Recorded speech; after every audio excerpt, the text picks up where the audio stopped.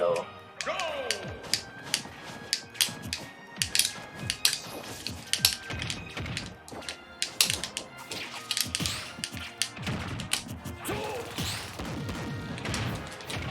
Okay. Oh no! Okay. Warm-up stock. It's alright.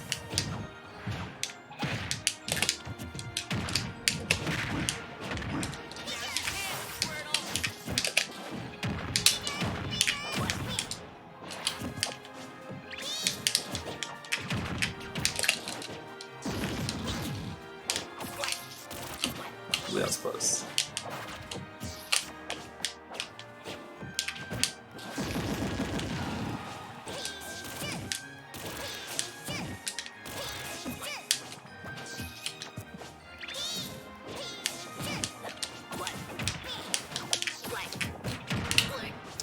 Okay. Oh, the thing is strange. Alright. I forgot that's a thing.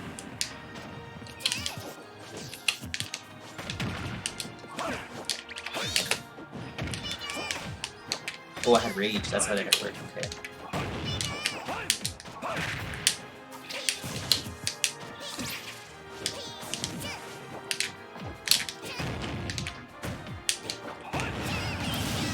Ah, it's tough.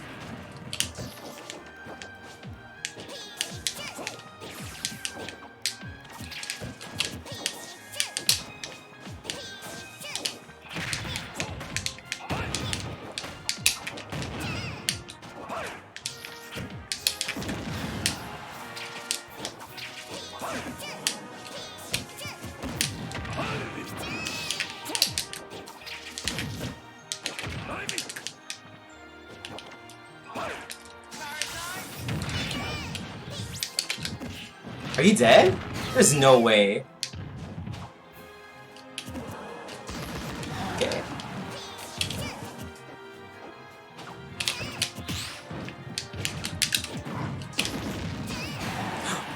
Oh yeah, that's the thing.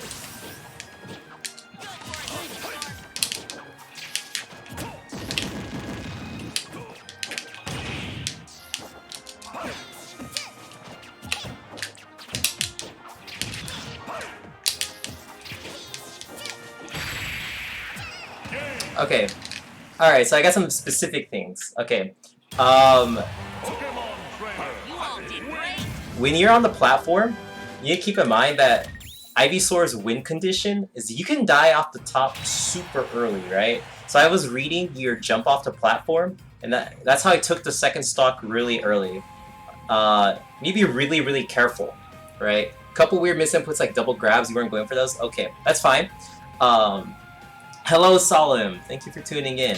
So right now it's a Gnarf coaching session. So yeah, so be very careful when you jump off the platform, right? Try not to be so predictable, and also, not necessarily that, but what I mean specifically is keep in mind you gotta be very aware of what conditions you're gonna have for someone to cheese you.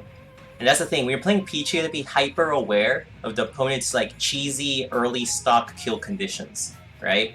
So for you, that's gonna be dying off the top or Ivysaur combos, right? So specifically, like your down throw up B, like, just up air chains. Up air chains on Pichu are super easy, right? But also, another specific thing, but that's kind of like a disadvantage thing, so be careful when you're on that platform, alright? Have a plan when you put yourself on that platform. Second of all, in neutral, I feel like after you hit my shield with a tilt, I feel like you don't have you don't have like a fallback plan for what happens if you hit a shield with a tilt. You need to have a game plan ready, and because you kind of felt like you just kept mashing tilts, hoping one will work. Even though one has just hit my shield, you kind of you're just kind of just hoping that whether you hit me or not, it feels like your inputs are going to be the same, but they shouldn't be, right? So if you go on ultimate frame data, you can, like, obviously you don't need to pull up the frame data every time. You're thinking you might get a poke, that you're wishing. Especially if you have a small hitbox like that, You kind of needed like something that's more consistent. There are definitely times and places where you can get a shield poke, but you need to react to the fact that I had a full shield. Ivysaur doesn't get shield poked easily because I'm a round character. Maybe if I was Charizard, but then keep in mind your up tilt wouldn't hit the top of my shield. So yeah, your up tilt's -10. So but keep in mind your tilts are fast. So by the time I react to it hitting my shield, I have to pick an option. You don't necessarily have to go for the next tilt. You could dash away, right? You could like hit my shield, dash away. If you don't feel like committing and you're not sure, if you know I'm gonna keep holding shield, you can go for a grab if you're in grab range, right? If you see my shield is low and you want to poke it, I think forward air and back air are better tools for poking my shield, because even if you miss, with forward air you can retreat, with back air you can cross up my shield. If you do another tilt, right, there's a chance I just jump away, jump over your tilt, right? Especially Pichu, who doesn't have amazing range on his tilts. If I just jump, it's too easy to jump out of shield against Pichu, right? If you keep mashing tilts.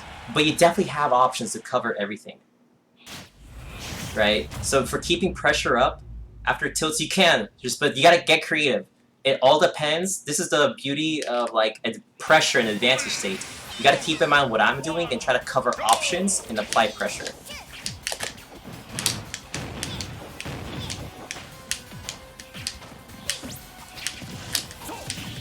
Are you dead?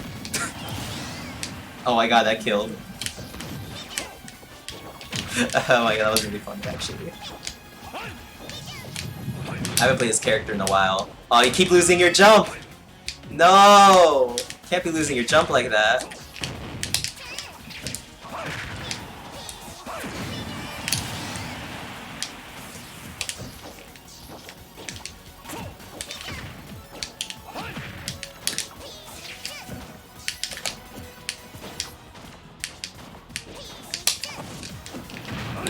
I didn't mean to get hit by that Joel.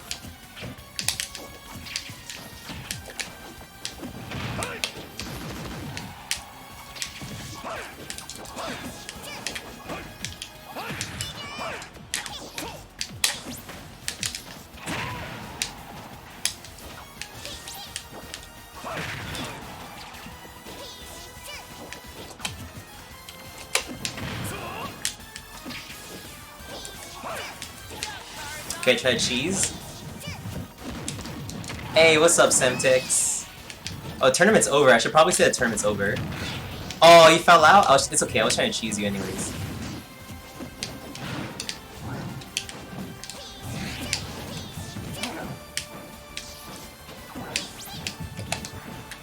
Oh, I definitely up throw. I promise. It's okay.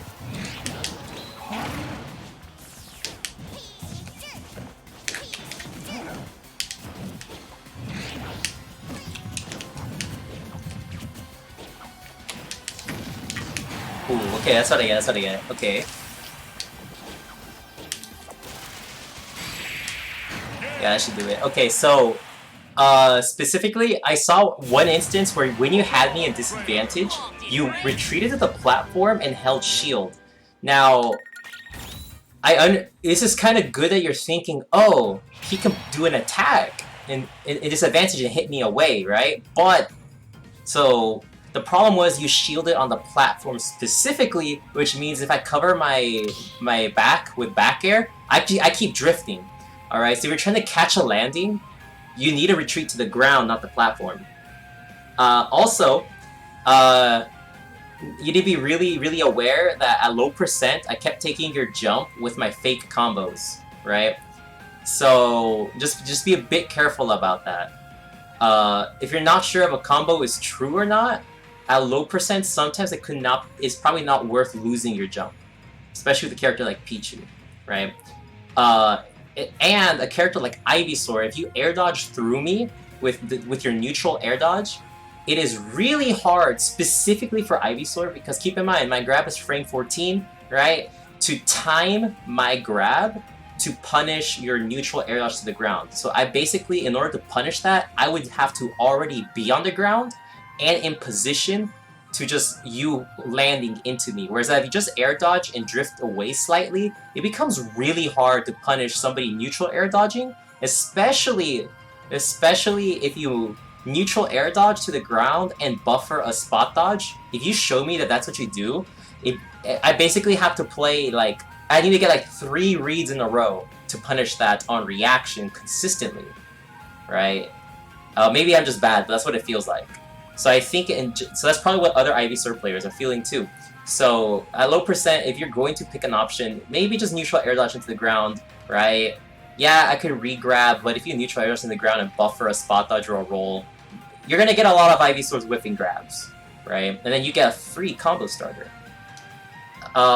So yeah, and for your advantage state, if you knock someone into the air, probably get to the ground instead of the platform in order to shark better. Because you could punish someone retreating to the platform by just jumping up to the platform, right? But if someone retreats to the ground, well, now you have to get off the platform, and that takes a lot of time. So try to not put yourself on the platform like that unless you explicitly know that you can 100% punish whatever aerial they're doing with like some amazing, maybe your cloud up you out of shield and you parry it or something. But even then, I just get to the ground. 3, 2, 1, go! Oh wait. Oops.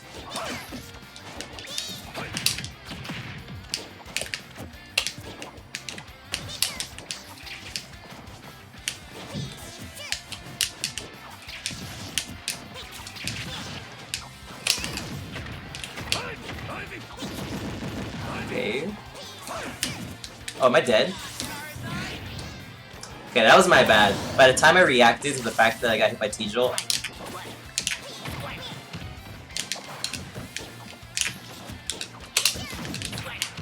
oh, I definitely did not buffer that F. I did not press that F smash, I promise.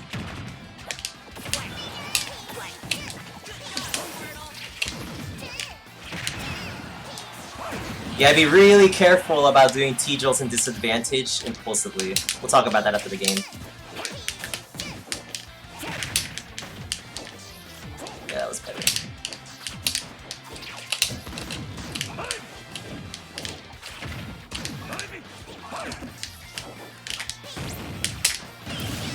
That's tough. That's tough.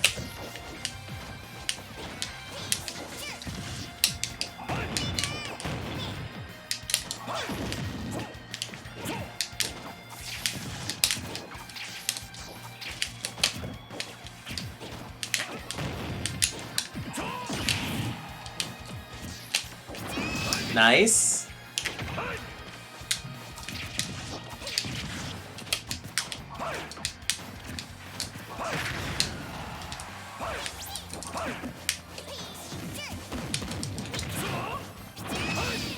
Hey. Okay, Bullet Seed definitely doesn't come out fast enough to, out of shield. I need to stop trying.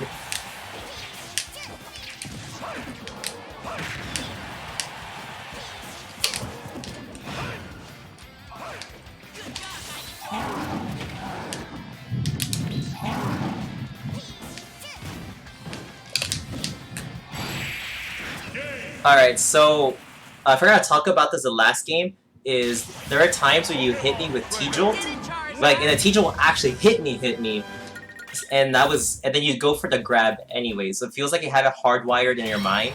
You went all in for the grab to kill. I see. There are times when, I feel like when you throw out the Thunder Jolt, you don't need to have it mentally buffered that you're gonna go in for the grab. You definitely have time to follow the, like, look at your opponent, and you can sit there and react to it hitting my shield or not. You don't need to... I don't think you need to always... You should mix up with down tilt, or patience, or back air, anything. Do I know Pichu? I think he knows Pichu's kill confirms. I think they're just harder on Wi-Fi. He has to guess, I think. I don't think he can react on Wi-Fi. Ooh.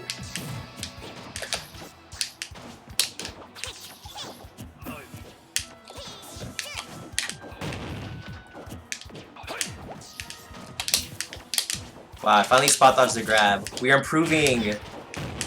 Finally did it. Oh no. I messed up. Okay. We're gonna kill. It's okay. We're gonna kill this Pichu anyways.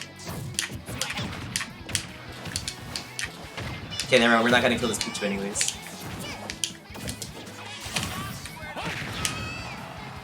Don't do it. Okay. All right. Cool. Okay. Okay.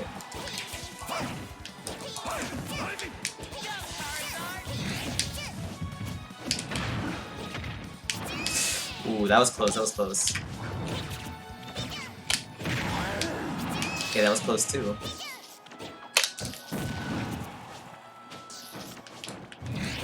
What am I gonna do here? The jab kill? I've never seen Charizard jab kill in my life. I was like, man, I really just jabbed there. I had done the thing I said in the VOD. That when you spot dodge your grab, you have time to get any punish you want. And I chose jab. Okay, nobody judge me, but I'm gonna try to cheese a Pichu right now.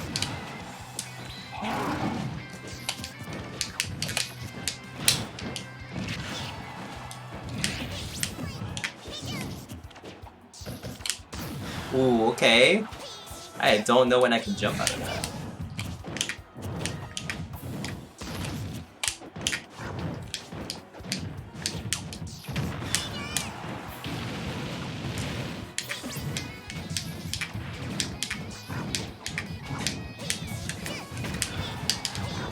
Hey, alright. That one's gonna hit. Oh, what? Okay, that one... I didn't think he'd still go for it! That one definitely was not the combo one. Okay, speaking of definitely not combos, I definitely don't know my Squirtle combos on Pichu. No. Okay. Alright, you got me. Alright, Gnarf, but now I know! Now I'm not gonna get hit by that. Got 2 training mode kill setups. Okay, one of them was definitely not true. I just pressed nothing because I was like, he's so far away, he won't go for this. And then I was like, oh wait. He did it. That is a pog moment. It's alright though. We'll get our run back. Taught you how to read that one? Oh damn.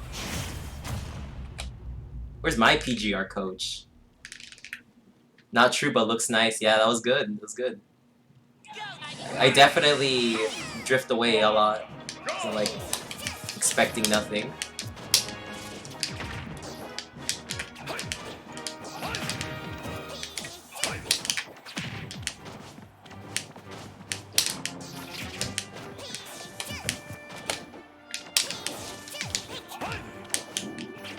I know what to do. Okay, I don't know what to do. I lied.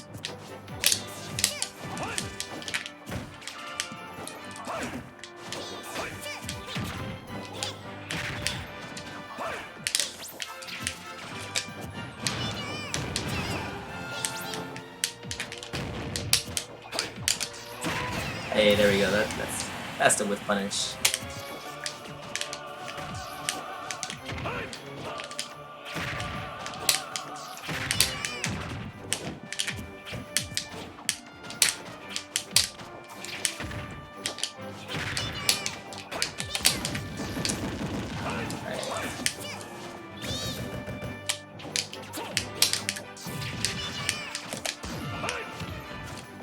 Okay, nice. Ooh, I switched on that fear.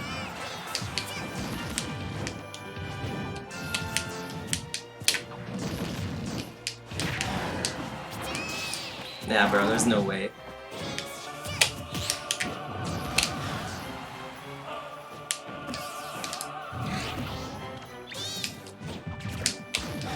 Oh, I tried to roll after that. I'm gonna have to look up online.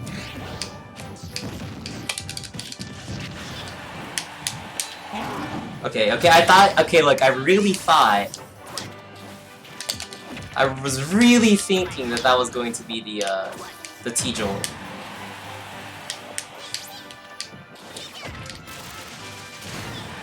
Please die.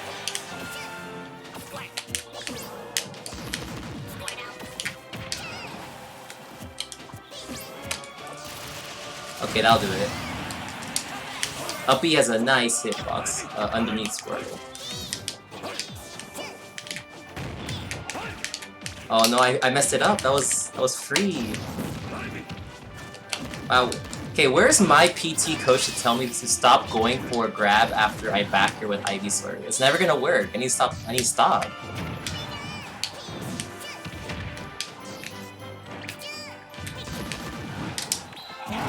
Oh, okay.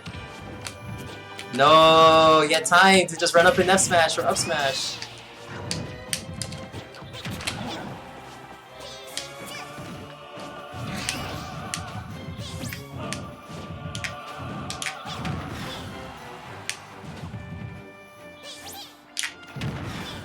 Okay, I definitely could have grabbed that one.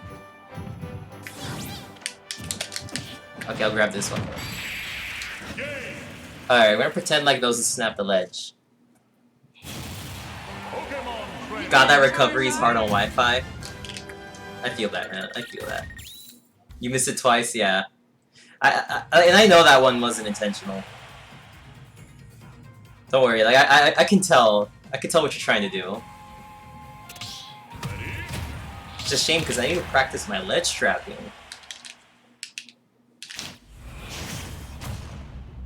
Side B and up is the best way. But it looks boring. From what I see, I know, that's what I see for top players too. They'll do it sideways and then diagonally upwards. I think it's more consistent, but it looks not as cool. You need custom angles.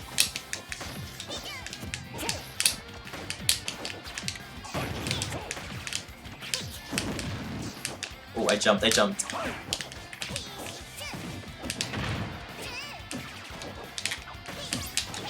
Ooh. I got really greedy. You know what? I know what to do.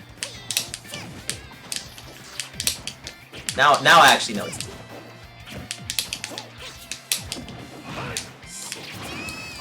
Oh, okay. I see what you're going for.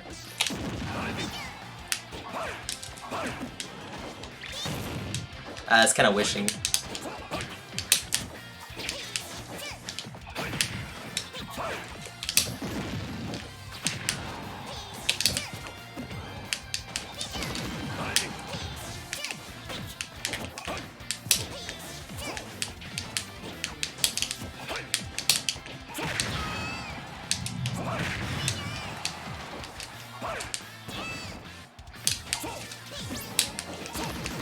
Keep trying to back here that.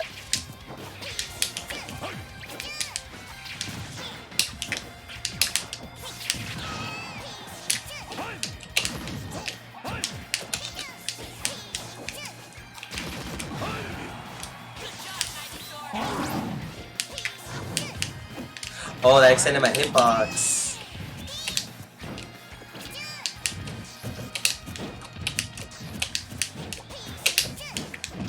Yeah, okay. We in there.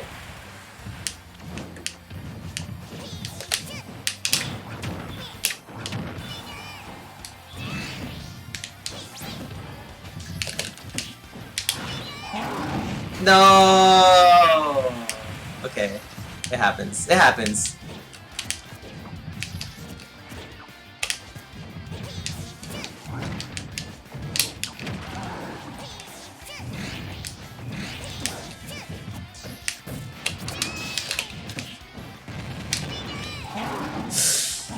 Guess that's not even close.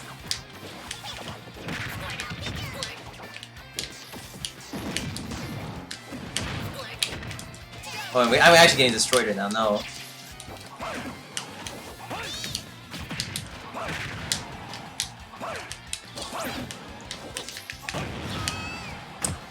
Hey, I killed. Alright, finally outspaced that fair. How the fuck? Micro-spacing is what I'm gonna say. But what it really was luck. That was a lucky spacing on my part. But we're gonna call it micro-spacing. Yes. I actually was about to get to that point. Yes, is your approach fundamentals is what need to work. Like, if we're both running at each other, I feel like you know what to do, right? But I feel like it's too... You just whiff? Yeah, that's a problem. Is I'm whiff punishing you too easy, camp until they approach? No, Filth, that's not the problem. It's hard to show you. It's hard to show you if you yourself are always approaching. However, right, once you fight against good players and you try to camp them, and what you'll discover is that fundamentally what's happening is you're jumping into the air, you're committing, or you're either grabbing too soon, right? You're doing a grab that would only work if I run forward, or you're doing an aerial that will only work if I stand still, right? What you need to do is you need to have the confidence to read me running away, right? And keep running forward. That is the biggest change you can do into your play to make you a much better approacher, is to stop jumping into the air so soon, right? You're jumping into the air where you see me now, but you're positioning yourself around where I am now, not where I'm going to be.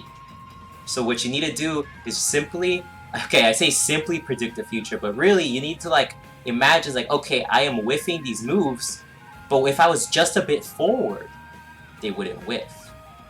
So just keep running forward. Keep running forward, and eventually I will run out of stage very quickly. In fact, if you just look at how fast you run, so you need to focus on the options after I make my move. No, the problem is you need to focus on my options. You need to focus on what I'm doing.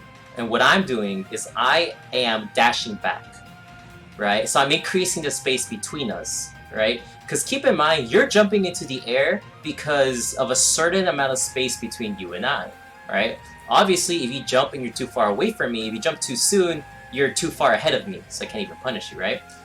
But by me running away, I'm increasing the space between us once more, so you need to make sure that doesn't happen. So what you really need to focus on are what options you have before committing. Jumping is in itself a commitment, right? So this is a thing, is like the biggest problem wasn't what moves you're picking or what options you're picking after the moves you pick. It's the fact that you jumped into air to begin with, and you're overcommitting basically, right? So what you could do is you need to keep it tricky. You need to keep me guessing when you're gonna jump in the air, when are you gonna dash back, when are you just gonna run forward like a madman and just push me into the corner, right? And when your character is faster than the other character, right?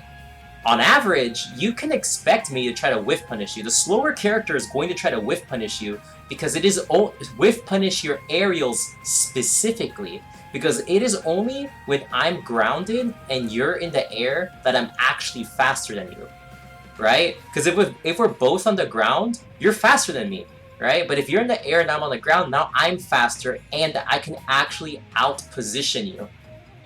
But as long as we're both grounded, you are destined to win neutral. And the problem is a lot of players, they jump into the air and they try to fix their positioning by drifting in the air, which is a huge mistake, right? So you need to really think about your ground when you leave the ground, and when you do jump, like you're jumping with the intent of doing a short hop fast fall aerial, you need to do it as fast as possible. The more time you spend in the air, that is more time for me to react, more time for me to position and get that whiff punish on you, right? So that's what's really happening, right? You have the habit of dashing as soon as you make a grounded attack, you think. I've never noticed that, and I really don't think that's the problem, right? I think dashing back after you make a grounded attack is fine, actually, because you just reset neutral. So you basically threw out a hitbox, there's a chance it would connect, there's a chance it wasn't, and if it doesn't, you dash back. That's a nice fallback plan. See, it's good to have a fallback plan when you whiff a move, right? But specifically for you, and this is actually not just you, it's actually a huge problem for a lot of players in general, is especially the more rewarding their aerials are, or the safer they think their aerials are, the more often they're going to pre-commit and jump into the air too soon. So I would highly recommend staying on the ground and either Pichu has some nice rising aerials. Try focusing on those, because you think about it, if you do a rising aerial, it could be pretty hard for me to deal with that. Because even if you do that back air, you cross up my shield if you're not exactly sure where I'm going to be, right? Whereas if you do a falling nair, for instance, that's only going to hit me if I'm in a specific spot. But your rising back air has a lot of ground space coverage, if that makes sense. if you do a Rising Fair, if you whiff it, you can just pull back, and for me to run in and punish that, especially if I'm a slow character like Ivysaur, it's not happening. I am not punishing a forward air that whiffs. So you could focus on using more rising aerials. Forget about using your falling aerials. If you need to break a habit of bad jump spacing, what you could do is like forget about doing falling aerials. Think about staying grounded, right? This doesn't necessarily mean you have to use your grounded option. I'm not saying like use your tilts more. I'm not saying that. Definitely not saying. I'm not saying grab me more. That's not what I'm saying either. But what I'm saying is, right, take some time to try to guess what I'm gonna do and think about what movement options you have that put yourself in a good position to punish me. So for instance, you need to like focus more on your movement and positioning rather than what options to use. So if I dash back, you need to think, well, I need to dash forward, right? If I am dash dancing, you need to think, okay, if he's dash dancing, he can't shield. Which dash dancing in this game is really whatever, it's foxtrotting, it doesn't matter the difference, you might hear it either way, but whatever. Point is, if I'm dash dancing, I can't shield, so you could just run up and back air me, do a rising back air, I'm like, oops. Right, because you're covering the entire dash dance distance with your hitbox. So stuff like that, yeah. And I think is a big, once you have that change in mindset where you're gonna stay more grounded, focus on my positioning and your positioning, and commit to moving more and attacking less, stuff like that, I think it helps out a lot.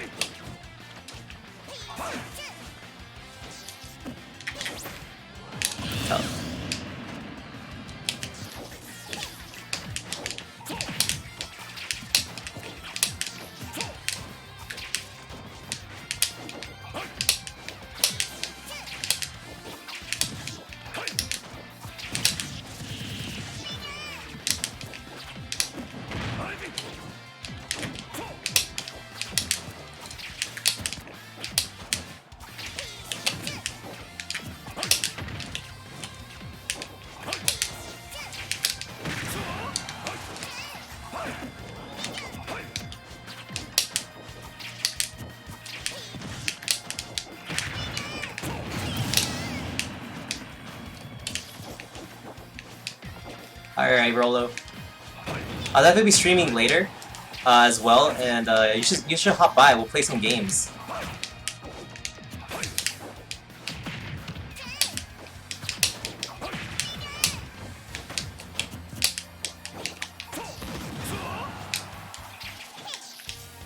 I lost my jump, and I don't know where actually.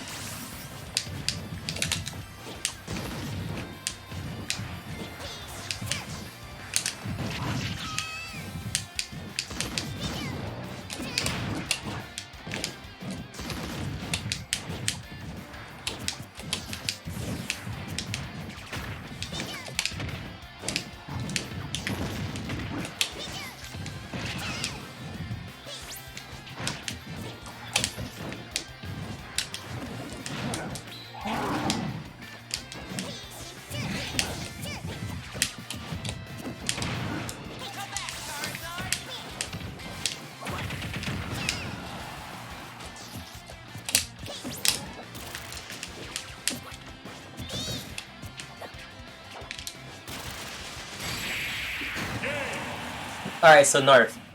I'll give you some more, so the last game I gave you like really abstract tips.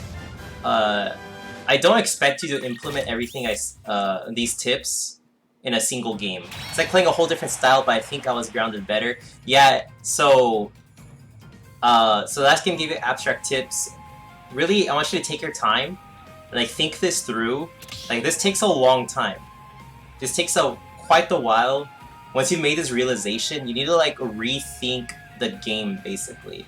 Rethink your approaches. So it takes a while. But I'm gonna give you some more specific advice. Is specifically, you need to react when you're running forward. You need to look at me and react. It feels like you're committing your. Okay, so now you're like, okay, I'm gonna run a bit more forward, right? And then I'm gonna grab. But you don't need to pre-commit to an option. What was hitting you was the fact that I was putting myself in the air and you were staying in the ground, so I was hitting you with the forward air, right? Now my forward air is not safe on shield, right? Okay, it's kind of, hold up, we're gonna pull up Ultimate Frame. I think it's like -5 or -6, right? You might be able to nair out of it or forward air out of it or something. Let me see. We're looking it up. We're looking at frame data. So this, if someone's hitting you with all of these aerials, so basically you were not shielding my aerials. But when I'm in the air and you're on the ground and you're closing the distance, if I'm predicting you're going to run in and grab me, right? So I'm jumping in the air, so I can't get grabbed. If you read that read, then you could keep running forward and suddenly I'm above Pichu and I put myself in a bad spot. If you just sit there and hold shield, what am I gonna do? I land. Which, while you can't, obviously there's always counterplay, fundamentally if I'm in the air above you, my options are limited. So you're more often than not going to win that exchange. It's an exchange in your favor, basically. Obviously sometimes you'll guess wrong and you'll get hit, right? Okay, my forward air is -8. -8. That means if you just run in and shield my forward air, you grab me every time. Yeah, -8 means, in theory, if I do a perfect forward air and land at the exact moment of that forward air, the safest possible forward air I can do is -8. But my spot dodge will come out, in theory, the invincibility for my spot dodge will come out frame 3, right? Which means if you have a frame 11 or faster option, you can hit me. You could grab me, basically. Your grab for Pichu's frame 6, I believe. That's on you to know. And then you need to add 4 more frames because there's a penalty for grabs out of shield of 4 frames. But you can always grab me. You can always grab me with a forward air, basically. So that's the thing. You gotta make me misspace my aerials by continuing to dash forward and predicting my forward air. And you can predict it rather easily because notice I wasn't doing like a short hop fastball forward air. I was doing a short hop and I was waiting. I was waiting for you and predicting your approach. Meaning you had time to look at me putting myself in the air. So when I'm in the air, you need to be brave and very decisive, right? And keep running forward and hold shield and get the shield grab. If my front is facing you. Obviously back air is a little harder to punish, but it's the same principle. With back air, you might not be able to grab it.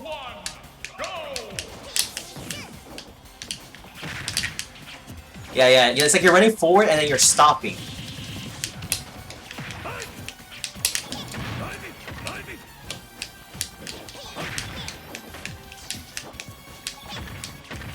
Oh, that's why.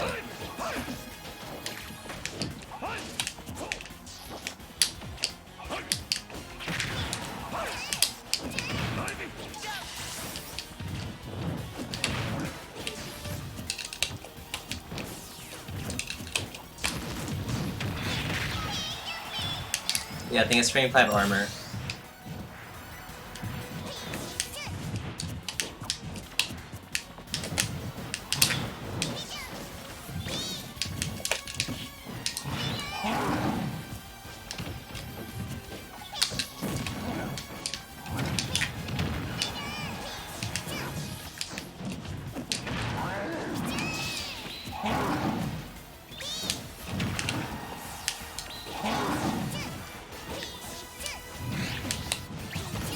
Ooh, nice, okay. That's good option coverage.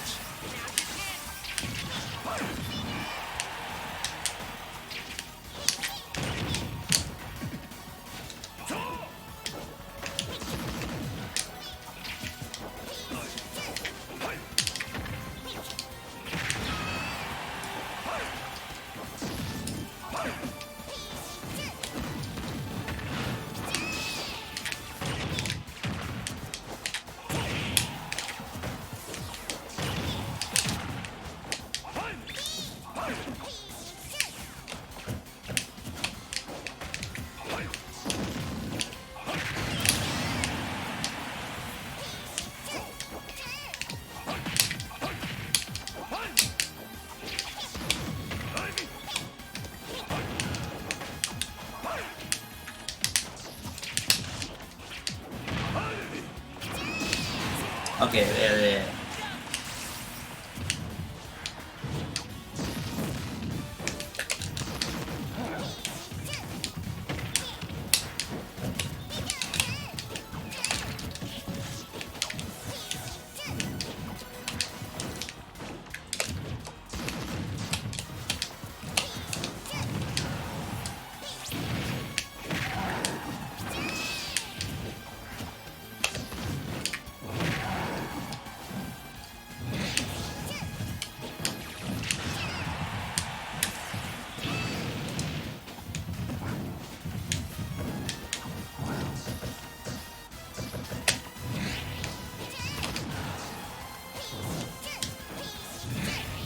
Oh shit. Ooh, that was really close.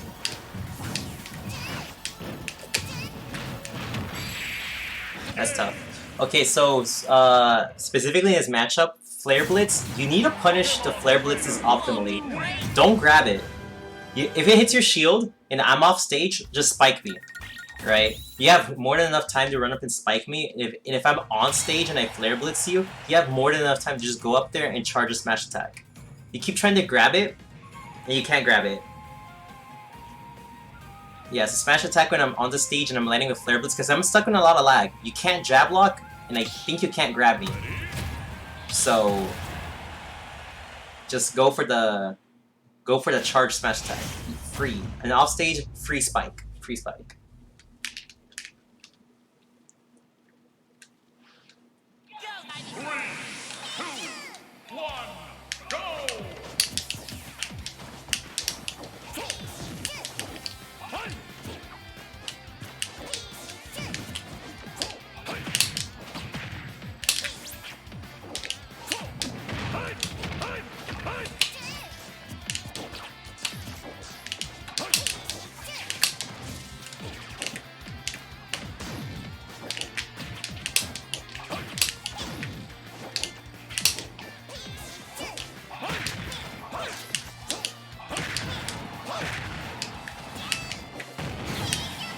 Ooh, that's tough.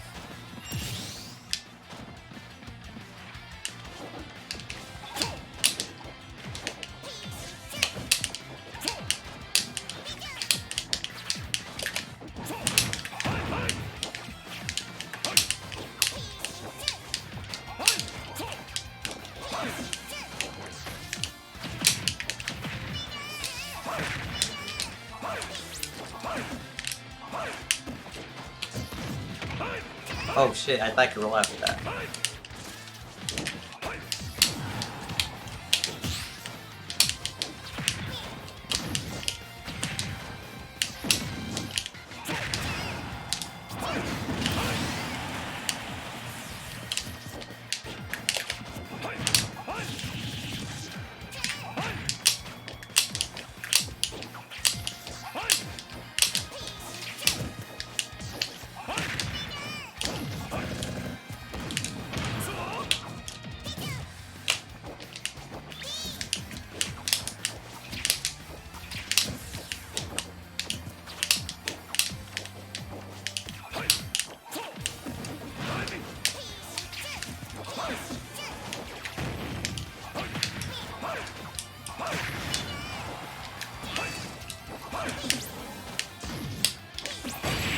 Ah, that's the regrab.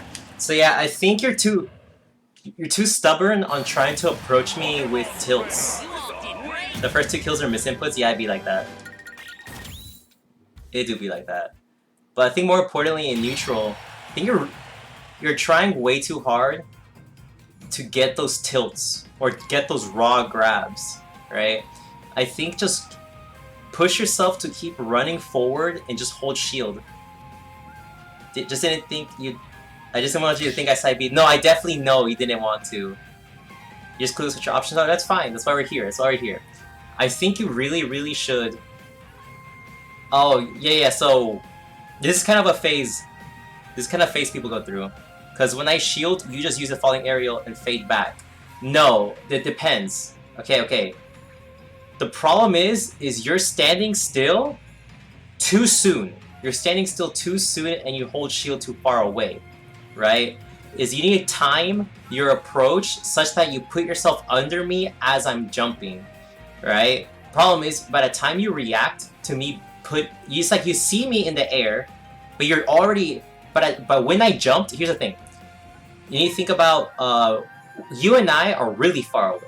So I jump preemptively, which means if I'm that far away from you, you need the spacing, right? That if I'm really far away from you and I jump in the air, by the time you react, you can't run under me. You're too far away. So you just need to run a bit forward, walk or run forward outside of my forward air range. Then I can't hit you, right? And then you're like, okay, so now I have done a forward air, I've whiffed a forward air, but you can't punish it, and that's fine. But now, you're in a way better position, such that if you know I'm going to jump again, that's a free, you run forward, you jump, and you back air me, or you forward air me, right? Or you just keep running, waiting for an option. I think that's a problem, right? Is you're staying too far away from me, and you want to get in one single interaction, if that makes sense, right? So kind of similar to the whole concept of people jump too soon, right? Or the whole concept to people when they see a projectile. Okay, so imagine instead of me jumping, I had thrown the razor leaf. If you're really far away from the razor leaf, you can't punish it, but what you can do is you can jump over the razor leaf. And while you can't punish me directly for using the razor leaf, now you're way closer. And now you're pressuring me, right? So simply, if you see me jump and you know that you're too far away to punish, well then just run forward, and by the time, when I land and whiff, you put yourself in a much better spot to run forward again. So that's kind of the problem, is you're kind of like, I'm not really spacing my forward air and drifting back. You're misspacing your shield, or you're misspacing your position, right? Because I don't know where you're going to be, right? You're not standing still, so I can't space an aerial. I'm just guessing. I'm just throwing it out and just like, I'm hoping. But it's working because you haven't mastered that positioning yet. So kind of like stay in a range, and whenever you see me jump, treat that as an opportunity, right? Maybe you can't punish me directly. By the time you react to me jumping, I'm already falling.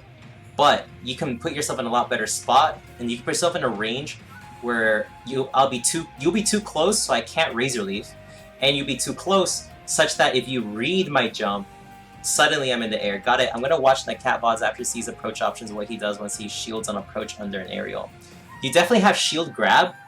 If it's Ivysaur fair, you can shield grab it. You can also do your forward air out of shield, right?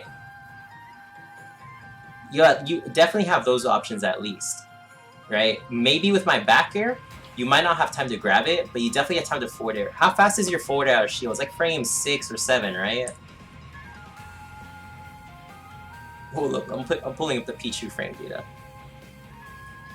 Excuse me. Oh, forward air is frame 10. I see. I didn't realize it was frame 10. Well, you got back air. So what you can do is you can run forward, turn your back, or ideally, if this is the case, if your back air is way faster than your fair, right, what you can do then is you can run forward, alright, space outside of my fair range, and then immediately run forward and do a raw bear. You could do that. That'll cover a lot of space, especially because back air is faster. I didn't realize forward air was slower. That's my bad. That's my bad. But anyways, if you shield my fair, you can grab it, or if I whiff my fair and you're out of range, right, you can keep running forward and run up and back air me by the time my forward air comes out. Because my forward air is also not fast for Ivysaur, right? Ivysaur, think about it, he's not a frame data machine, right? That's not what makes him good, isn't his frame data. So if you get close to me, you're going to win. Because my forward air is actually frame 14, right? So that means I'm jumping into the air, I'm drifting, and then I'm landing with the forward air. That's not fast, right? So if I jump back into the air and try to do a landing forward air, that's way too slow. That's like 50 million frames. That's more than enough time for you to run up and do a raw back air.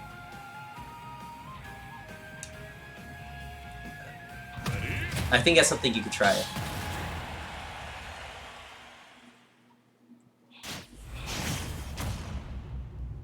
Alright.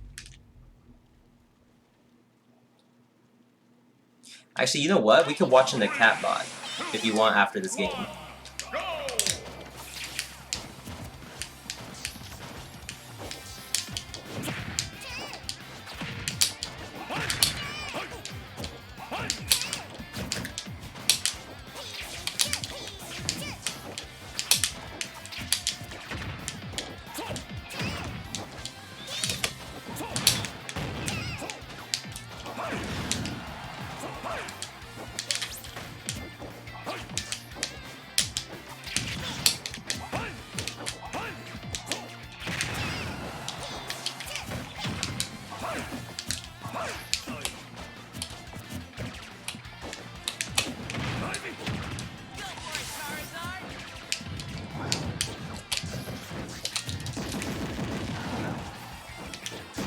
Okay, nice. I'm living. Ah. Yeah, yeah.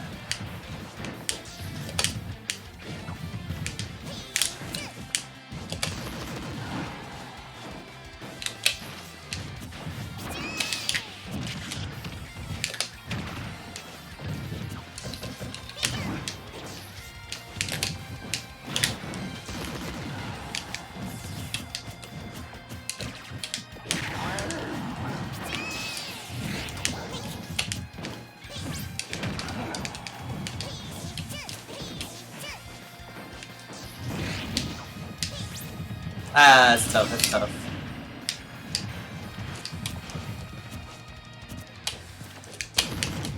Oh, okay, yeah, that's true, that's true.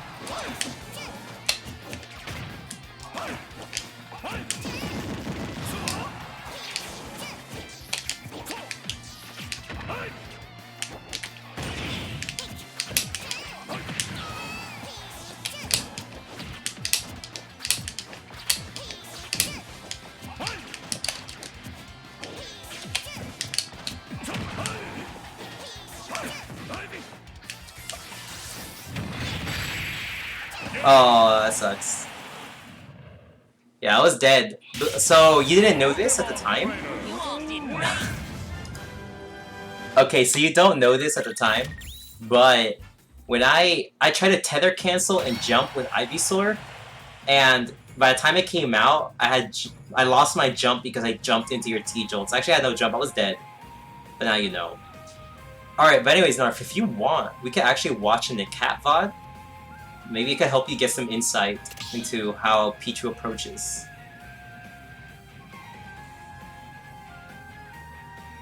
You're down? Alright.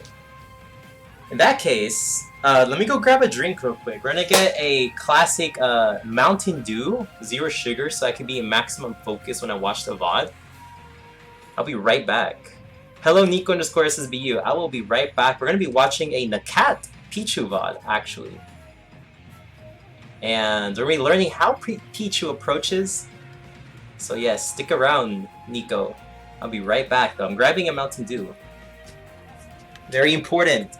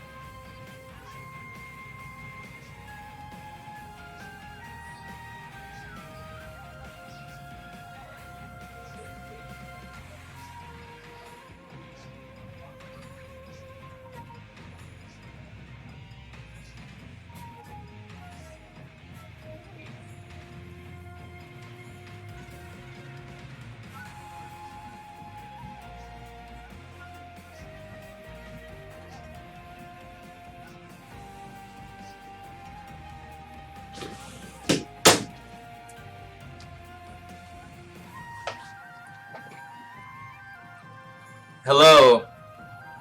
Hello, Gnarf. I'm unbanning that message just because it's you. What are you talking about? Arfang versus Pandarian? Ooh, that's a VOD to watch. Let me see. Hold up.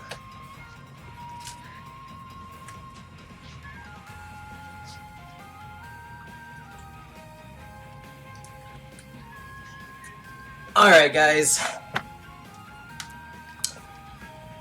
Gnarf, were you talking about this? This is my Prime Saga water bottle. Believe it or not, this stream is brought to you by H2O, Hydro 20, right?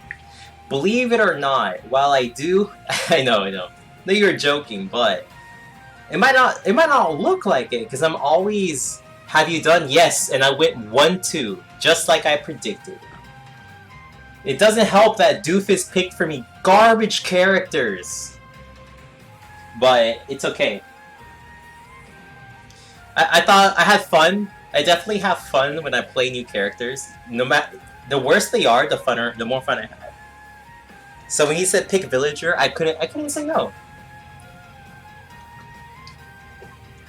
All right, link to the Arfang Pandarian VOD in the chat.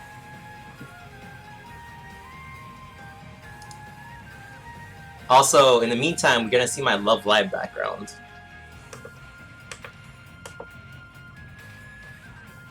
Wow. This is high quality art.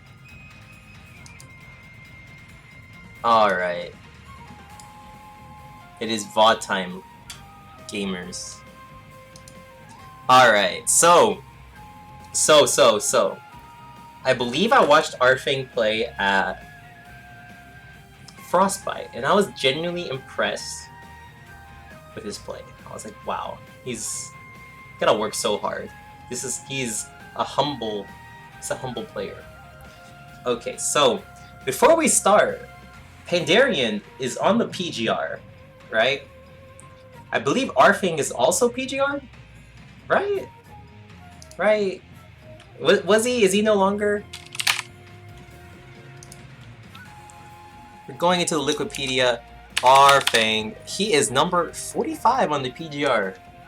So not bad. Not bad indeed, right? And then Pandarian is up here at 33. Wow. So, this is high level gameplay. This is as high level as we can get. So, now what we want to be talking about is what are the things I told you to focus on, right? Is when you're approaching to try to predict your opponent's next options, you can. I think you had. If you remember, I don't expect you to just like figure it out in a single game, especially if you haven't thought this way before. This definitely takes time. It takes a lot of time. There's some players who play for years and they never figure out how to approach. They keep getting whiff punished. They've played this game for years and years and years and they still get whiff punished because it's not an intuitive concept, right? The way people talk about this game, they talk about which moves are good and which moves you should be using, right? And they just talk about moves and use this move and use that move. No one talks about how to use them, right? And so you get this impression of, oh, I have to be using down tilt at 0%, right? I need this down tilt. They don't tell you, hey, if Ike nairs your shield, these are your follow-up options, right? They don't talk about, if Ike keeps jumping into the air, you might have to run up and swat him out of the air at 0% with your back air. Even if that doesn't have an optimal follow-up, even if that's not your combo, you might have to use your moves simply for their hitboxes instead of their follow-ups, right? And it'd be like that, right? People don't talk about that. So you get a lot of players, since it's not intuitive to think about moves as, this move comes out this fast. This move has this hitbox. Oh, this move is lingering. Oh, this is kind of nice. I could use this move without short hop. Why would I want to use this move without short hop? Oh, because people like to jump out of shield. Or maybe they're just lingering in the air, right? So that's the thing. Like when you're playing against Ike, you're going to have to swat that guy out of the air. So when I play Squirtle, I just like keep running up and I just back air Ikes, right? I just hold forward on my stick, right? And if they jump, I dash back, and then I jump, and then I dash back in, right? And I try to catch that jump, try to get that back air, right? Even if it's not the greatest reward, because I anti-aired with back air, I still won neutral, right? And if I do that over and over again, I will eventually get... But it's not what I want, right? It's not really what I want. People say, oh, you're Squirtle? You've got insane grab combos at 0%. You got forward tilt. Forward tilt is good. You can do forward tilt into grab and everything. So people talk about the reward of moves, but no one talks about the practicality of the moves.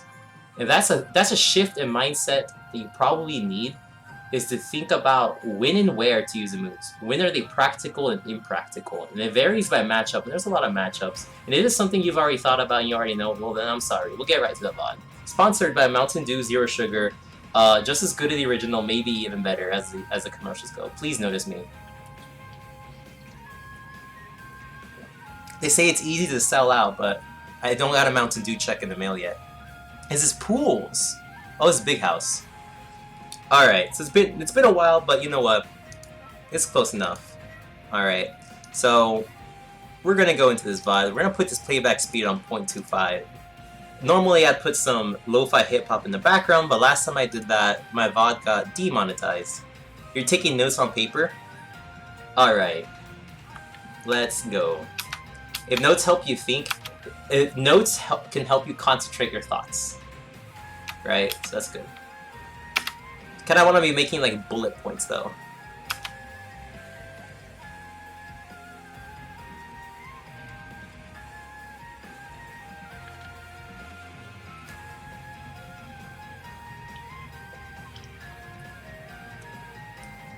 Yeah, short bullet this stuff. Nice. You know how to take notes. Alright, let's get to the VOD. Deep breaths. It is just Pichu and PT on Smashville. Ooh, we're gonna get some cheesy gameplay. If you're Pichu and you're picking the smallest possible stage, one of the smallest possible stages, you better have your cheese ready or you will get cheesed. Alright. 1. Go. He's gonna dash. Pichu is going to dash back, and Squirtle is going to run forward and forward tilt. This is my read. Okay, well Pichu dashed back, and Squirtle jumped. Alright, so I was 50-50. Alright, 50-50 on this. Okay, so now Squirtle got on the platform. This is kind of interesting. Sometimes players do this, like they try to jump on the platform because they like move forwards. Because the go, this is really annoying that the go hides you. Look at this, you can't see Squirtle, and right now this platform's gonna move forward. While it's still invisible, you can't even see Squirtle right now. So he's forced to just shield, because he literally doesn't know what's happening. So funny thing, if you're ever on Smashville and you spawn on the right side of the stage, you could just jump on here, and your opponent literally can't even see you. Look at this! You literally can't see him, yeah! Yeah, you might have never noticed this, but this is really annoying to deal with. And it happens every game. I try to ban Smashville because it's a small stage and it's cheesy. But anyways, look at this! You're like, he just has to hold shield. Okay, but boom. So now you, the Pichu main, when you're on Smashville, which is a legal stage at every tournament, you will one day play on the stage. Be ready. When you spawn on the left side, dash away, and just dash forward and hold shield. That's fine. Because keep in mind, why did he hold shield right here? Because he saw Squirtle jump, and that's all he knows. All he knows is that Squirtle jumped is on the platform, right? Which means, if he holds shield, they can't get grabbed. Sounds simple, but just a thing to keep in mind. Alright, time to reassess the situation. Now you can finally play the video game, because the ghost screen went away. Greetings! Hello, Dilly Diamond. Greetings. Oh, I should probably change my... Hold up. Thank you for reminding me. We are changing the stream title. Hello, Dilly Diamond. How are you today? Thank you for tuning in. We are going to the creator dashboard. Editing stream info. I actually went one too. Oh! On here it says you rated me, and on here it doesn't. That's actually really interesting. But it says right here you rated me with a party of 1, so thank you. I didn't realize I'd have different activities in Streamlabs and on my Twitch activity feed. Alright, so we reviewing Pichu versus PT VOD for Gnarf in our learning. Done. Alright, thank you for that raid, bro. Okay. Anyways. Bro or sis, either or. I don't know. I shouldn't have assumed. That's my bad. Alright. We're gonna get in here. Alright, so now... So, what did they do? Now that they could actually play the game, right? What did he do? Alright, what did this Pichu do? He jumped? Kinda like drifted back. Squirtle's just spacing out this back here just because. Why not? Right? Maybe there's a chance Pichu jumped forward. Alright, reassess, and now they reassess the situation. Okay, he's too far away from Squirtle, whatever. Squirtle's just gonna charge, he gets a free T-Jolt. This is very typical. This should be very intuitive to you. You know what, there's 10,000 years between me and my opponent. That's a free T-Jolt, so I can narrow my opponent's options. But that's the thing about T-Jolt, is I see it kind of misused. A lot of players have it mentally buffered what they're going to do after this T-Jolt. You could get punished for that. We're gonna see how Arfang does it. Alright, so now he follows the T-Jolt. Alright, he's getting a lot of value to T-Jolt. Okay, he's gonna dash and shield. But now he can see Squirtle in the air. And he's gonna dash away. Okay, he's playing a little bit patient. He's taking his time. Notice he's not compulsively running forward and like, I need to get this tilt or anything like that. It's like, you know, I'll take my time. You know what? He didn't. This is the thing. He didn't like run forward and buffer a grab to follow this T-Jolt, right? Well, the thing is, he shielded before the jump even came out, before he even reacted to jump. So you know how human reaction time takes a bit of time, right? So Squirtle jumped 1, 2, 3, 4, 5, 6, 7, 8, 9, 10. Yeah, he reacted way too quick to the jump, right? So he didn't know what was going to happen. I'm not really sure what he was really thinking, because he shielded in reaction to something else. I don't know what it was, right? I don't know if he thought that... I can't fathom it. Maybe he thought that Squirtle was going to parry forward tilt or something, but I honestly don't know why he shielded, if I'm completely honest. But he probably has a reason. Don't know what it is, right?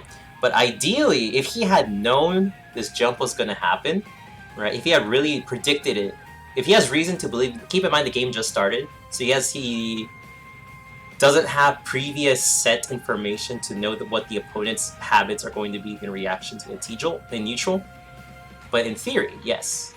If he had known this jump was going to happen, he could have just ran up and up aired, back aired, forward aired, something, right? But it's okay though, because you know what? Maybe he didn't pick the optimal option, but he picked a option that he didn't risk anything. Because think about it, this Thunder Jolt is protecting him, so he can't get grabbed right now. Like, Squirtle cannot run up and grab him. It's not possible. So, the shield, in theory, this was a zero risk play and minimal reward play. But right now, he can still jump if he wants to. Squirtle's coming down with his lingering forward air. In theory, a perfect Squirtle forward air is -3 on shield, and it's kind of hard to punish. But this lingering forward air that hits the top of a shield in practice becomes like -5, -6. So in practice, it is possible to punish this. But it actually did it too high up, so the hitbox had actually disappeared and wouldn't even have hit the shield. But now they're retreating.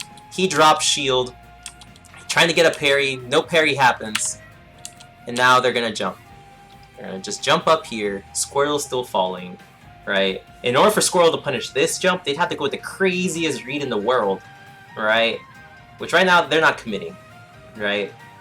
These are the jump away, just, you know, safe play, right? So, while he didn't pick the optimal option to get damage, notice he didn't risk himself. He didn't really risk anything.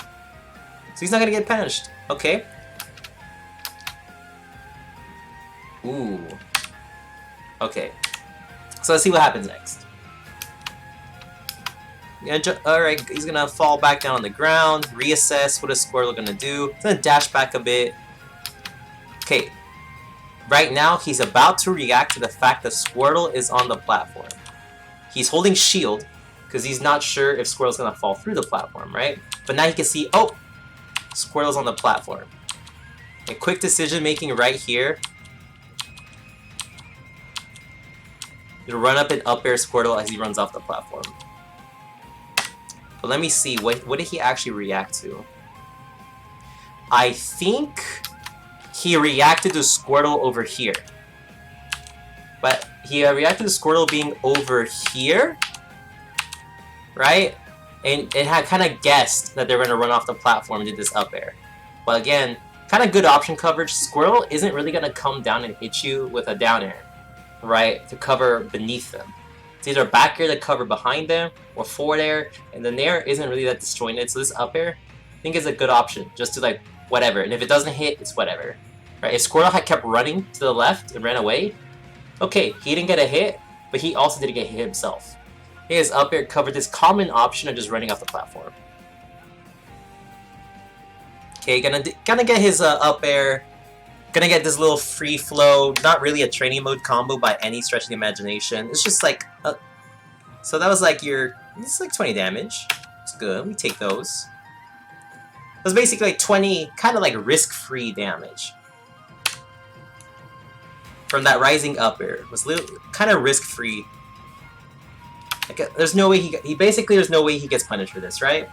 So, and if it hits, if it had whiffed, he would have landed back on the ground and reset the situation, right? If he gets a hit, free damage.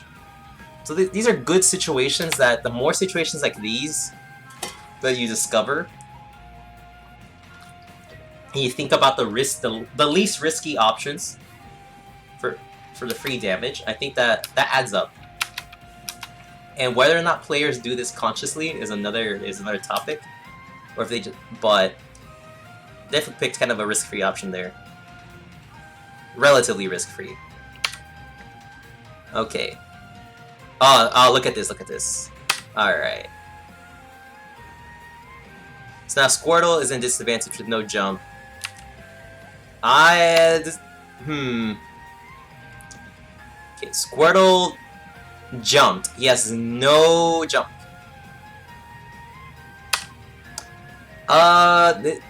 This is a little questionable. Let's look at this in real time.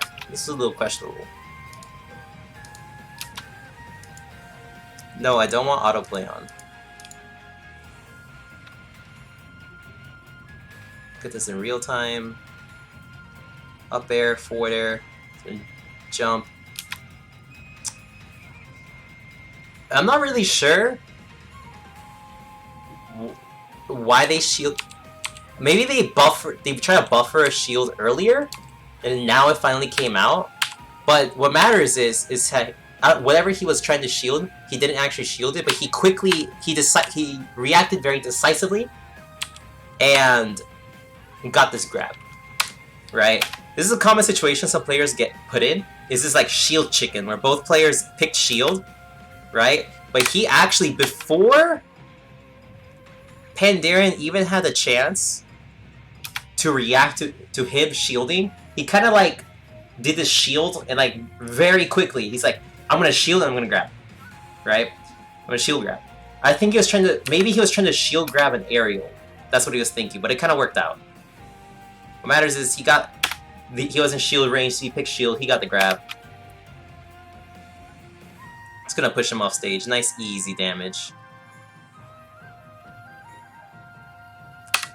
How did he get away with this? Hold up. There. No jump? Oh, he took his jump. Okay, that was nice. Arfang looking kind of clean.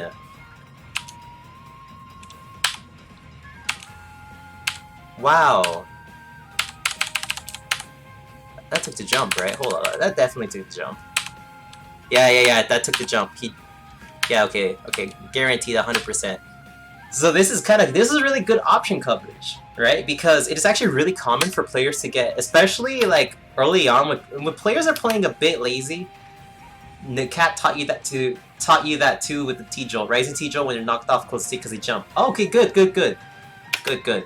This is good. This is good option coverage from him, right? And I'm glad you know it now because this is common. So I'm glad that cat told you that. Right? This is very common, especially like early on in the set when players are a bit lazy. They're like, whatever. How much mental energy do I have to invest? Is the greedier? They're gonna play greedy. This is a very greedy option from him. Now he has no jump. Gonna go off and spike. No switch. Okay, they're committed. Kind of caught him off guard because he got put in a moment. No player is ready for their jump to be taken like that, right? So he was patient. He's like, oh, I'm just gonna recover. But Arfang was very decisive. Got the stock. Okay, switch Charizard. Gonna go back to Squirtle. Yeah, gonna go back to Squirtle. So this is a minor thing. This is kind of a minor optimization, right? If you know when a PT respawns and they die to Squirtle and they want to get back to Squirtle, right? They can switch once for free when they get off this platform, right? But that switch takes time. That they are losing their invincibility, right? And by the time Charizard comes out after the switch, their fastest option would be to do Flame Breath, right? Which you could just stay right here. So you can stand right here. They're switching to Charizard, right? Yeah, they're invincible, but keep in mind, his mind, he's like, I want to go back to Squirtle, right? By the time Charizard comes out, right? He needs a switch. He's throwing out moves, right? He's invincible, right? He's just trying to get space so he could switch. If you know this, you can run forward and punish the switch once the invincibility runs out, of course. So some PTs will lazily do the Flame Breath, right? Now this was smart from Pandarian to not do that Flame Breath. It's just like, okay, I just need to get one hit. If I get one hit with anything, that's space to switch, right? But Charizard Aerial's got lag, right? This Charizard, what are the odds that if you run up and shield right here, what are the odds that Charizard's gonna fall through this platform, turn around, and Tomahawk grab you? It's quite low. That would be a lot of awareness from the PT, which in the moment is not gonna happen.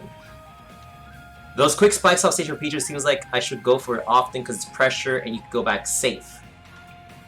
Yes, especially when, how do I say this? There are definitely times you know what? Go for it as much as you can in friendlies. That way you can learn what is likely, when it's gonna work and when it's not gonna work. The only way you can get better with knowing if these spikes are good or bad is by trying them out, just by trial and error. So yes, you should go for them as much as you can, especially when you're not sure are they good or bad spikes. Right? You gotta learn somehow, right? And the only way to learn is by going for it. So yes, keep going for it. Especially if you know the risk reward. You know what? You're not gonna die if you do it. You're not gonna die, right? So it's kind of worth it. So yeah, he could have just ran forward and punished the switch. But that's a minor thing. Again, keep in mind, usually when I review lower level players, when they usually pick an option that when they pick a suboptimal option, they get hit for it. Here, usually at top level play, when players pick suboptimal options, they're still safe options. It's like they're minimizing risk, right? And finding the right balance between risk and reward is a struggle, and it's what defines better players. There's those who either consciously or it's like a subconscious thing. Is over time you get a better sense of what is worth it and what's not worth it. Like what's the risk reward at? So usually it's in hindsight you can say, oh, this player should have done this or that. Keep in mind, they are minimizing their risk, which is kind of what you need to do. Especially not only that, you're able to throw out more attacks. I noticed that difference even playing you. You're able to throw out more attacks that aren't 3 punishes. Correct. Because even though Ivysaur, in theory, my maximum reward would come from my grabs, that is how I'm going to lose neutral. Because if I whiff a grab and I eat a big Pichu punish, but I found out that playing against you, like, oh, he doesn't know how to punish me for taking my time and spacing my aerials. So while I was playing in a sense suboptimally, I had to hit you with 3 or 4 forward airs to get the same reward from 1 grab. but it was more reliable, it was more consistent, and less risk, right? So yes, this is a thing you'll notice at top level players. They'll favor options that minimize their risk. And whether they do this consciously, if by no simple, how to say this, to make it this far at a major, you would expect that the players that accidentally, even, let's just assume, this is, you're super cynical, you say every player is stupid and randomly picking options. The players that randomly pick the safe options more often than not are going to make it farther more consistently, right? By simple means that they're not throwing away their lead, they're not randomly getting getting reversed on or everything like that. But obviously these players are smart, and some of them, most of them, hopefully all of them, are actively have reflected on their gameplay and start favoring safer options, especially when you have a lead as Pichu or any character. If you're on bracket, you're in bracket, right? You have a lead. You kind of have to play a bit differently when you have a lead. You don't need to risk as much, right? You just want to, obviously this doesn't mean camp, this doesn't mean corner. A lot of players take this the wrong way. When they hear don't approach, they think, oh, I'm just gonna camp, and they put themselves in the corner. And then I've noticed some players, when I fight them and they get a lead, they're like, oh, I should camp now. So they run into the corner, and I'm like, okay, bro. So they corner themselves, and then I just ledge trap them and edge guard them, and they throw away their lead. That's not what this means. What this means is you need to reassess the risk reward, because now you have more to lose. You have more to lose by picking a dumb option when you have a lead, because you have a lead you're throwing away. If you're down 2 stocks, suddenly your risk-reward ratio is completely skewed, because what are you risking? You're risking a game you're about to lose anyways. So going for a stupid edge guard when you're down 2 stocks makes sense, right? Whereas going for a stupid edge guard when you have a 2-stock lead does not make sense, right? That's when you want to ledge trap more. Because look, if you don't go for a stupid edge guard when you have a massive deficit, if you're playing safe when you have a massive deficit, you're basically saying, I'm going to try to turn this game around slowly, 1 stock versus 3. Which, you think about it, how many 1 stock, if you were to play 100 games and the only thing you knew was that your opponent gets 3 stocks and you get 1 stock, how many of those do you expect to win? So your odds, the answer should be really low, right? Which means when you find yourself in a 1 stock versus 3 stock situation, you need to calmly assess, my odds of winning this game if I play the way I've been playing are quite low. So suddenly, the risk reward of going for a stupid edge guard, you could turn it into a 2-stock game, right? You could start getting momentum. Not only that, right? If you go for a stupid edge guard, right? You can scare your opponent if you make them look like an idiot. You can start getting momentum, and you can more easily make a comeback than if you just try to slowly ledge trap your way to erase the 2-stock deficit. It's not happening, right? That's just not gonna happen. Alright, so anyways, now with that out of the way, this Pichu has a 1-stock lead. So if I say that this Pichu does anything suboptimal but they don't get hit, that is fine. That is fine. The way they approach might be different. Maybe they don't approach. Or maybe when they do, it's a very smart approach. Or maybe they're very picky, right? Hey, what's up, Mac Benedict? Thank you for tuning in. Hey, did I play you in bracket today? If so, I would like to apologize for the fact that it looks like I'm throwing. I'm not throwing. I'm actually trying really hard. You got me. It's just that chat was picking my characters. So it kind of looks like I'm throwing, but I'm not, bro. It just looks like it. Oh, hey, Rolo. Oh, wait. I saw Rolo had hosted me for 1 viewer, but that was yesterday. So anyways, Gnarf. So you start seeing players, if they have a lead, and if they shield an option, they're like, do I go for a risky, do I even play this game? Do I even play the rock, paper, scissors out of shield game, right? Some players, they won't. If they have a lead and they shield a move, they just might roll away. Sure, they didn't get a punish, but they didn't get hit either. They didn't risk their lead. And for an opponent to punish you rolling away, right? Hey, what's up, Rolo? hosting for the one viewer, we take those. Because that adds up. It definitely adds up, so thank you. But anyways, right, you start seeing some players, like, they have a lead, they'll shield a move, they'll just jump away, or they'll roll away, or they'll drop shield and dash back. Because, you know what, they're like, it ain't worth it. Because if they try a grab, but the opponent spot dodges, they might eat a training mode combo. Especially if you're grounded. If you ground, and an opponent, if a good player reads your spot dodge, that's a training mode combo. You don't want to give your opponent training mode combos. Whereas if you stay in the air, if your opponent anti-airs you, they're not getting a training mode combo, and that's okay.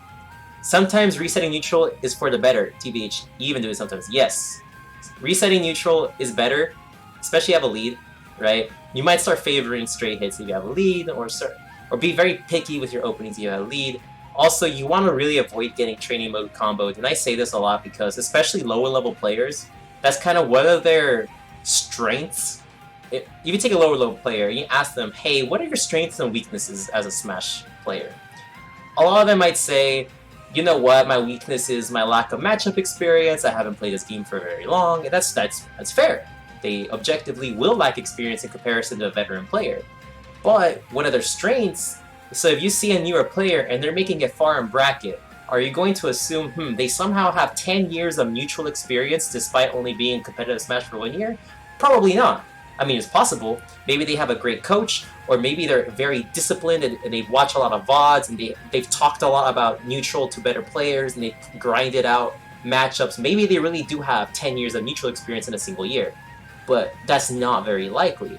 So if you see a newer player in bracket and they've made it very far, you probably want to assume that they have a nasty combo game, right? So you really want to avoid this combo game. One of the ways you could do that is by not risking things when you have a lead, by trying not to spot dodge, right? Try not to get hit and you're grounded, right?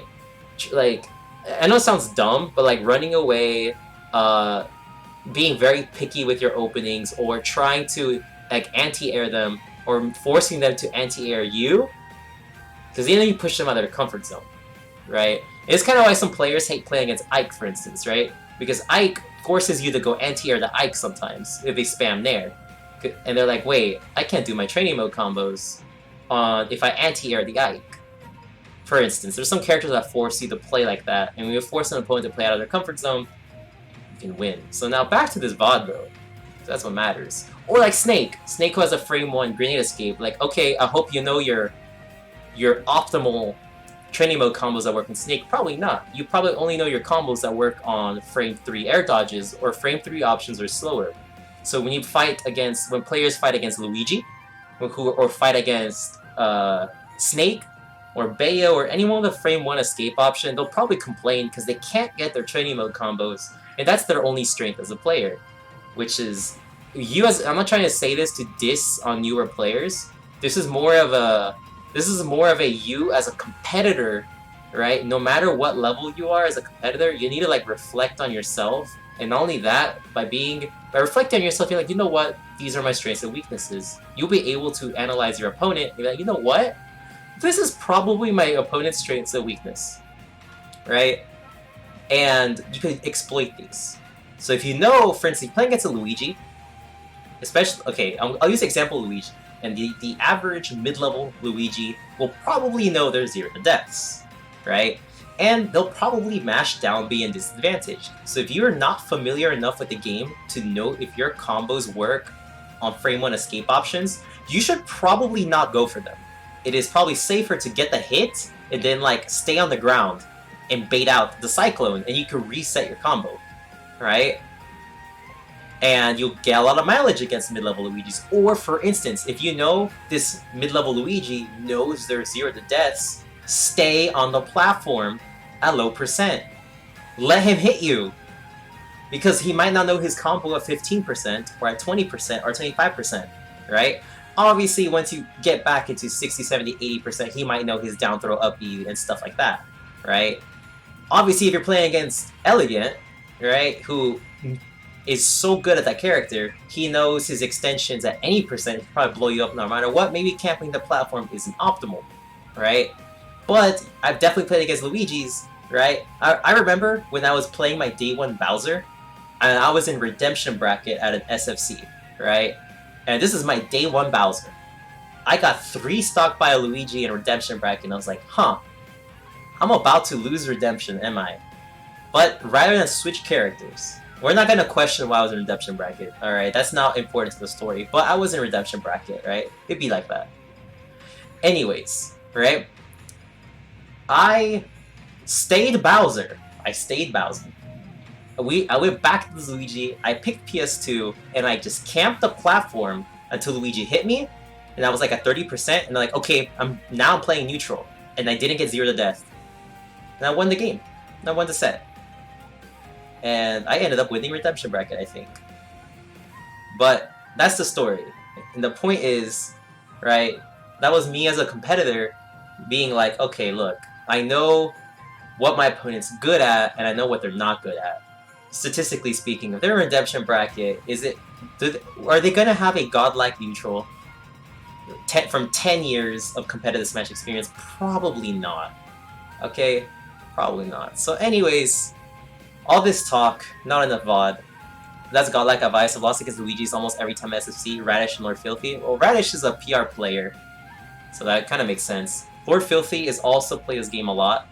Alright, quite good as well. But yeah, if you're playing against Luigi's in general, I would highly advise, especially if there's a round 1, round 2 Luigi, to exploit.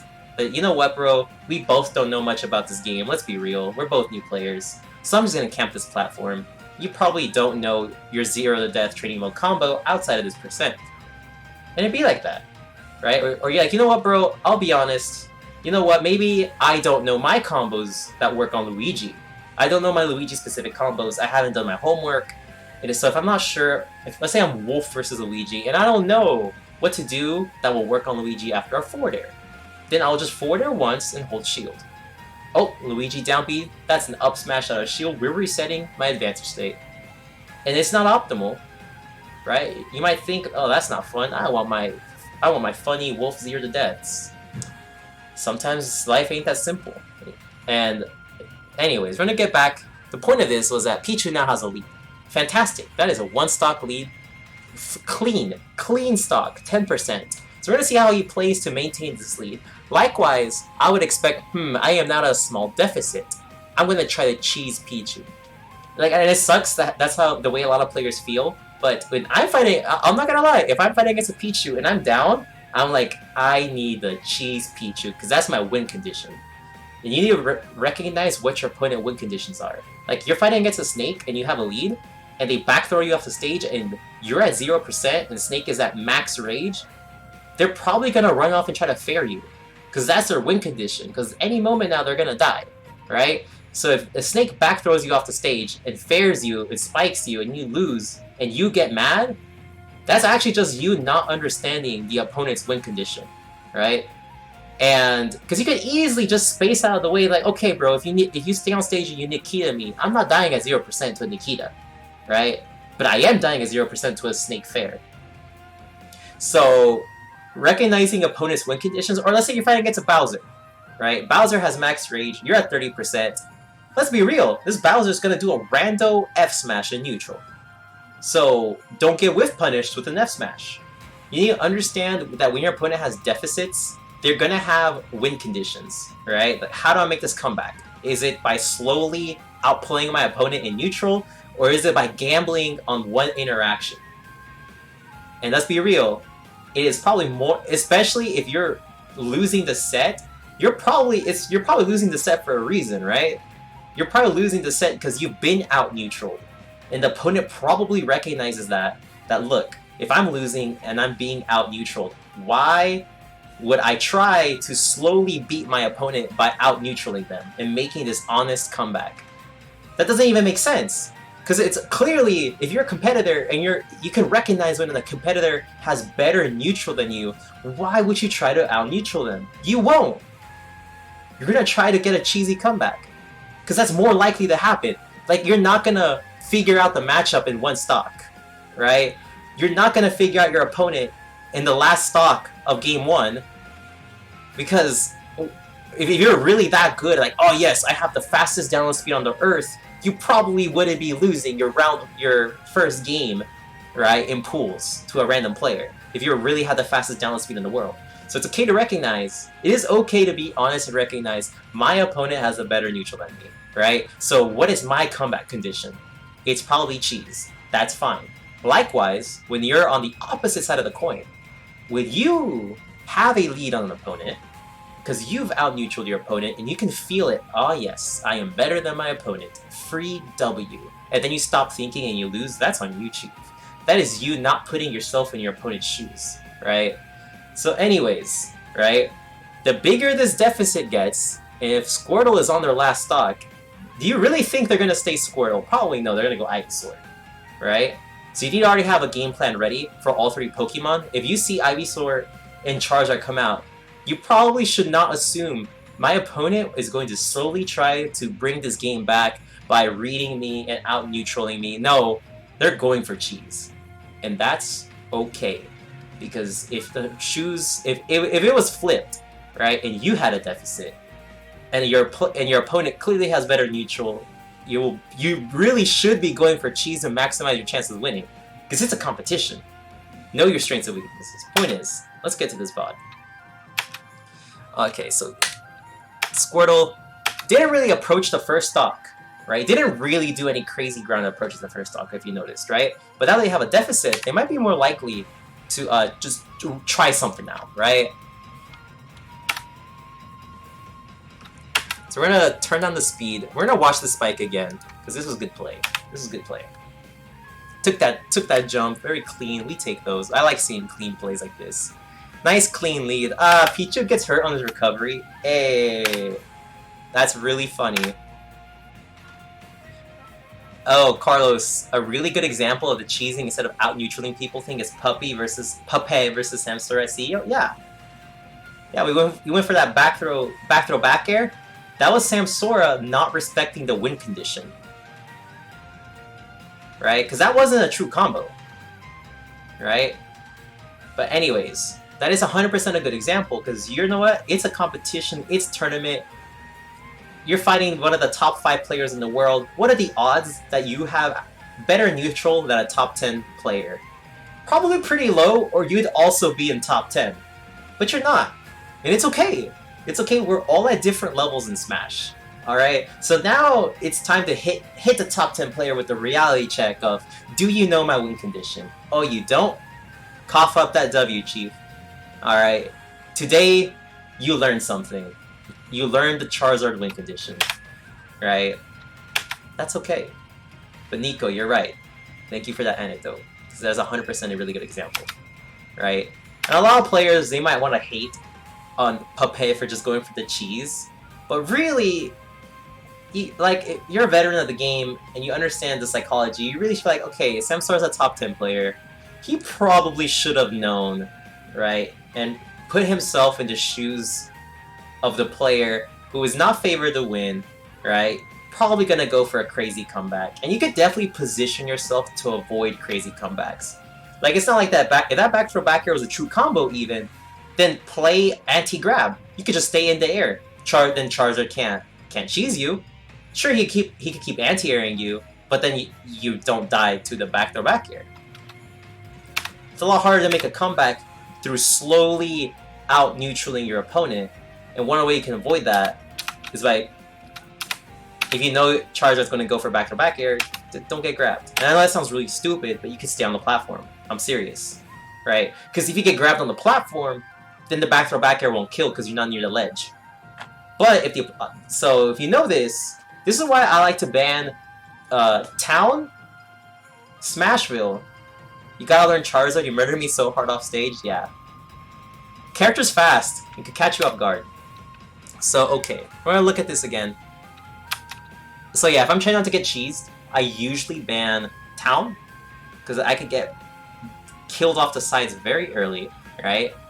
But there's usually too many cheesy stages. So, Yoshi's Island, Yoshi's Story, or Small Blast Zone stages. But then there's also Lilat. And here's the problem. I can't ban Lilat, Smashville, and Town, right? So, depending on the matchup, I try to go to the biggest stage possible to minimize the chances of cheesing, right? This is the thing you'll notice, right? Is typically if a player is expected to lose against you, they're probably gonna try to cheese you more often than you would try to cheese them.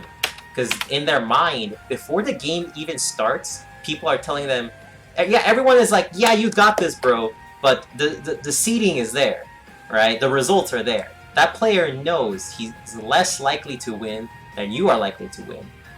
That means you as a competitor, whenever you're seeded higher than an opponent, you gotta expect that the lower seeded player is probably gonna be like more reckless, because they're like, you know what?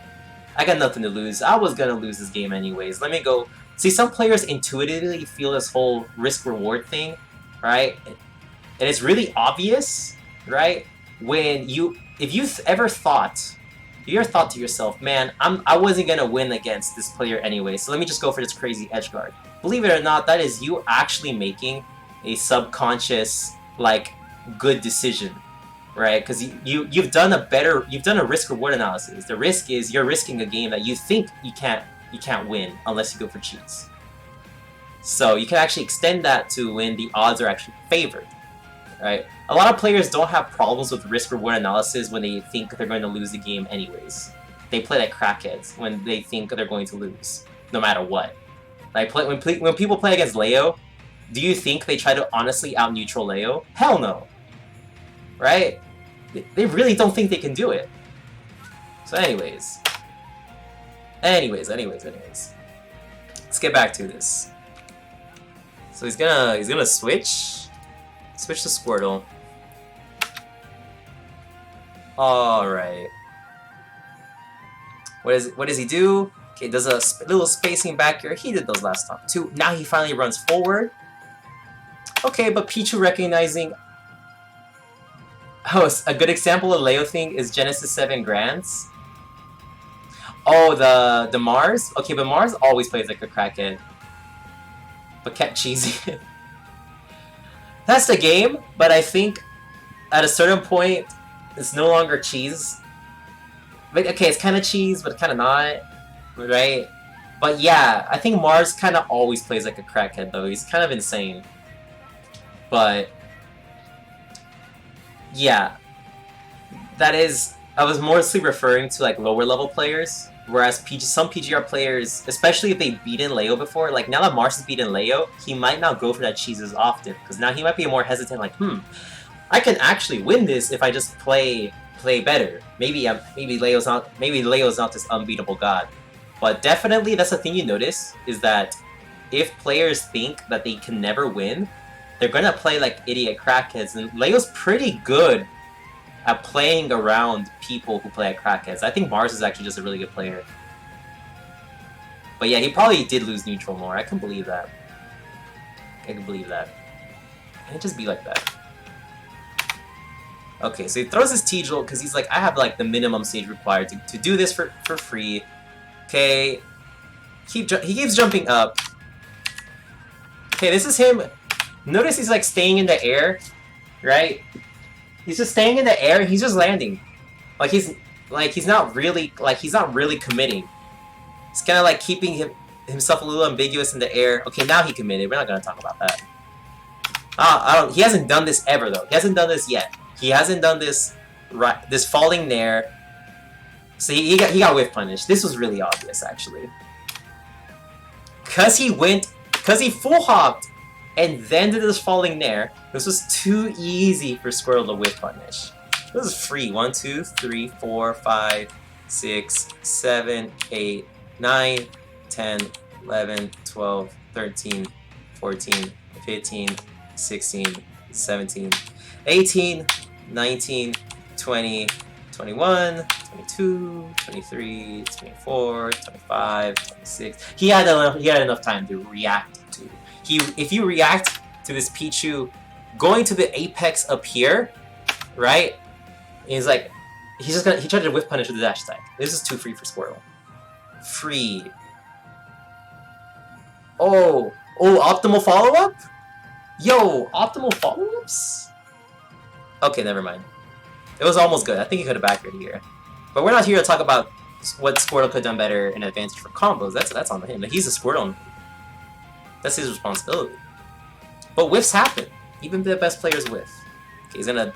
Ooh, down tilt! I didn't know that down tilt 2 frame. We learned something. Okay, he's gonna jump. Why would the Pichu jump? If I had to guess right now why the Pichu would jump. Right? It is to up B to the stage. Yeah. Yeah. There's no other reason why Pichu would jump here. Right? Because an opponent would not... A Pichu wouldn't jump just to go grab the ledge. I guess that's a mix-up, but because they're scared of getting 2 frames, right? They're scared of getting 2 frames. So they're gonna, like, you know what? I'm just gonna go back to stage pro. Okay, okay, maybe that runoff back air was interesting. I can't tell this was intentional. Okay, but now Pichu, he's got stage control and Squirtle's at the ledge. He's like, oops, I'm in a bad spot. When did this runoff back air? I don't know about that runoff back air though. And Pichu buffered a spot dodge. Yeah, I can see why. Especially if you're early on in the set. Is keep in mind, if you're not at kill percent, right, and the opponent's at low percent, this spot dodge makes a lot of sense because if you spot dodge and the opponent whiffs a grab, right, you get a training mode combo. You get a training mode combo off of whiff grab spot dodges, right? So that's why players like to do them, right? And especially if you're not at kill percent, like it'd be different if you were at kill percent and the opponent can charge a smash attack or just wait and kill you with an aerial, or just wait and grab you and kill you. Then suddenly spot dodging after you whiff a move doesn't make a lot of sense, right? But a low percent spot dodging to try to bait a grab, ideally, or spot dodging ideally you know the opponent's gonna grab, and you're spot dodging because you're smart and you know you've predicted the future. But sometimes you have to spot dodge and you don't really know what's gonna come next. In situations like those, it's better to know why you're spot dodging, right? And what you stand to gain and what you stand to lose from the spot dodge. Right now, he's not gonna die from the spot dodge, but the opponent's at 0. This is the training mode combo percent, right? This is a free, I can up tilt you, I can get anything I want if you whiff a grab. So it makes a lot of sense. What doesn't make as much sense is why Squirtle went off the stage. Oh, and he ran up into that back air, he doesn't even get much out of it. Oh, maybe the last hit didn't connect of the back air? No, it kind of looks like it did. Alright, we don't know. I don't know, but he's PGR and I'm not, so I'm not gonna talk shit. Right, but it kind of does look like a missing move. Okay, try to 2-frame, holding shield. Get up attack. The Squirtle get up attack is a forbidden mix-up because for those who don't know, Squirtle has the worst get up attack range in the game. Right? Now, I cannot tell if this was an intentional parry on the get up attack. But it kind of looks like it because he actually does get an optimal nair. Oh no. Alright, do your homework, Gnarf, right? Is if you have a rising nair on Squirtle, do you get a true punish? The answer is no, you should not do this rising nair out of the parry. He actually got punished for this. Wow. So you gotta know when your moves are unsafe on him. Today he found out. He has learned today. He has lost any advantage he had. Just gotta know your character. Right. I think using nair is only good while falling. There are probably some percents where it forces a tech chase. I think. There's a lot of moves like that. I think that move probably forces a tech chase, so the rising one can have some applications, but probably not a low percent, huh? Okay. There is no way. What? He got vacuumed.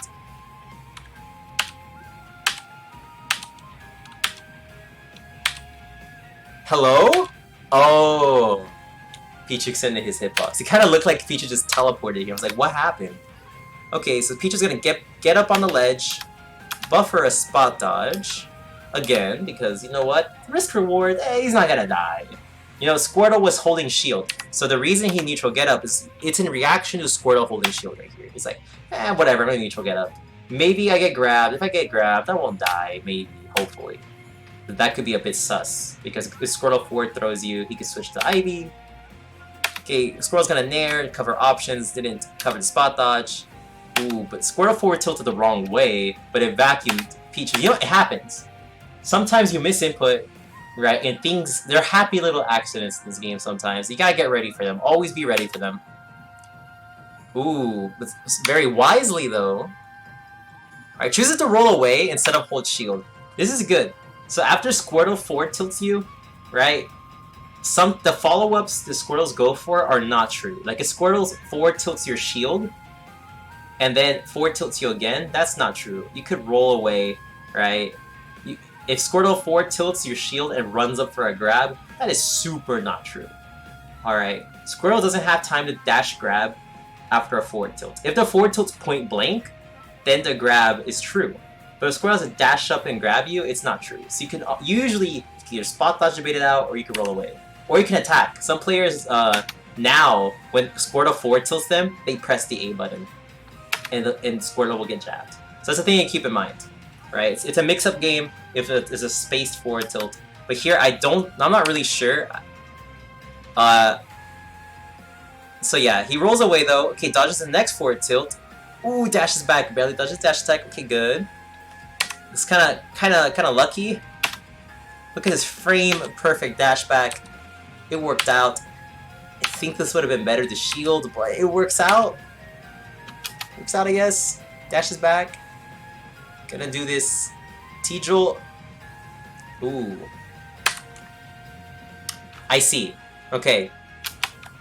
So some players, right, like to, in this situation, they would have thrown out a move on shield, right? But he actually just landed instead and held shield himself. So he's trying to bait out the out of shield option with no risk. Right, and he probably expected, I'm not gonna lie, I think he expected a back air out of shield here. But got hit with the downer and said, that's shield poke? Wait, that's shield poke?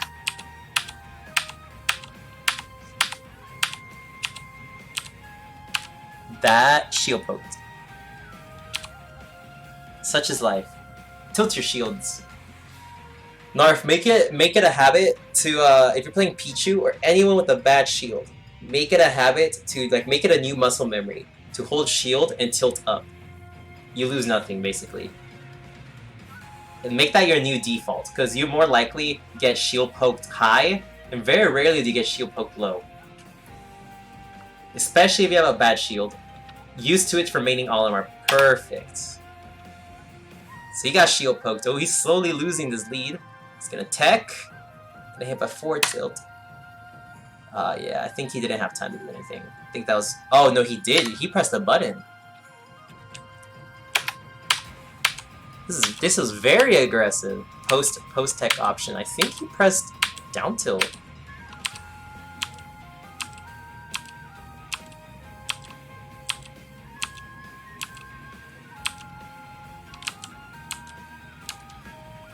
Or no.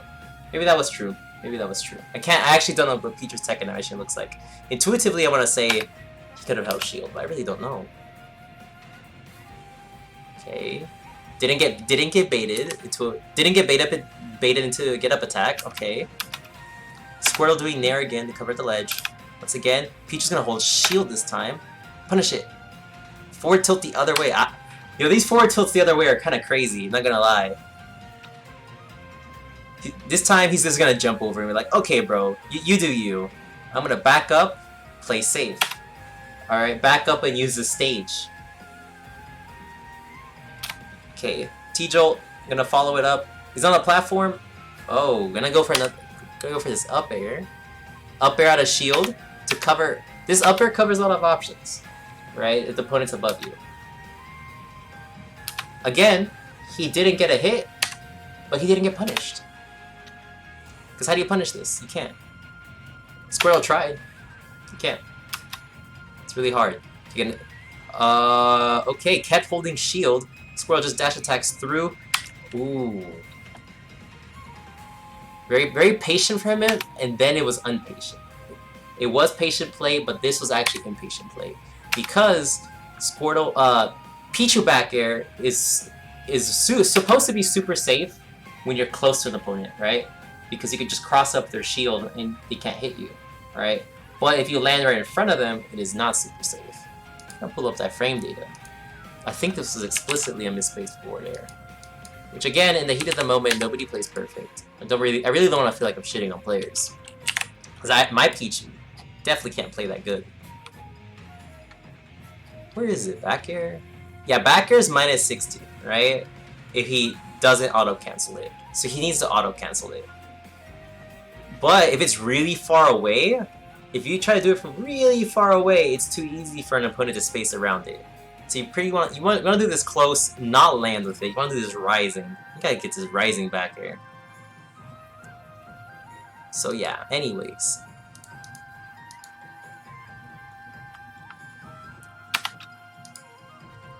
So in case you don't know, Squirtle's forward tilt, the tail actually has intangibility.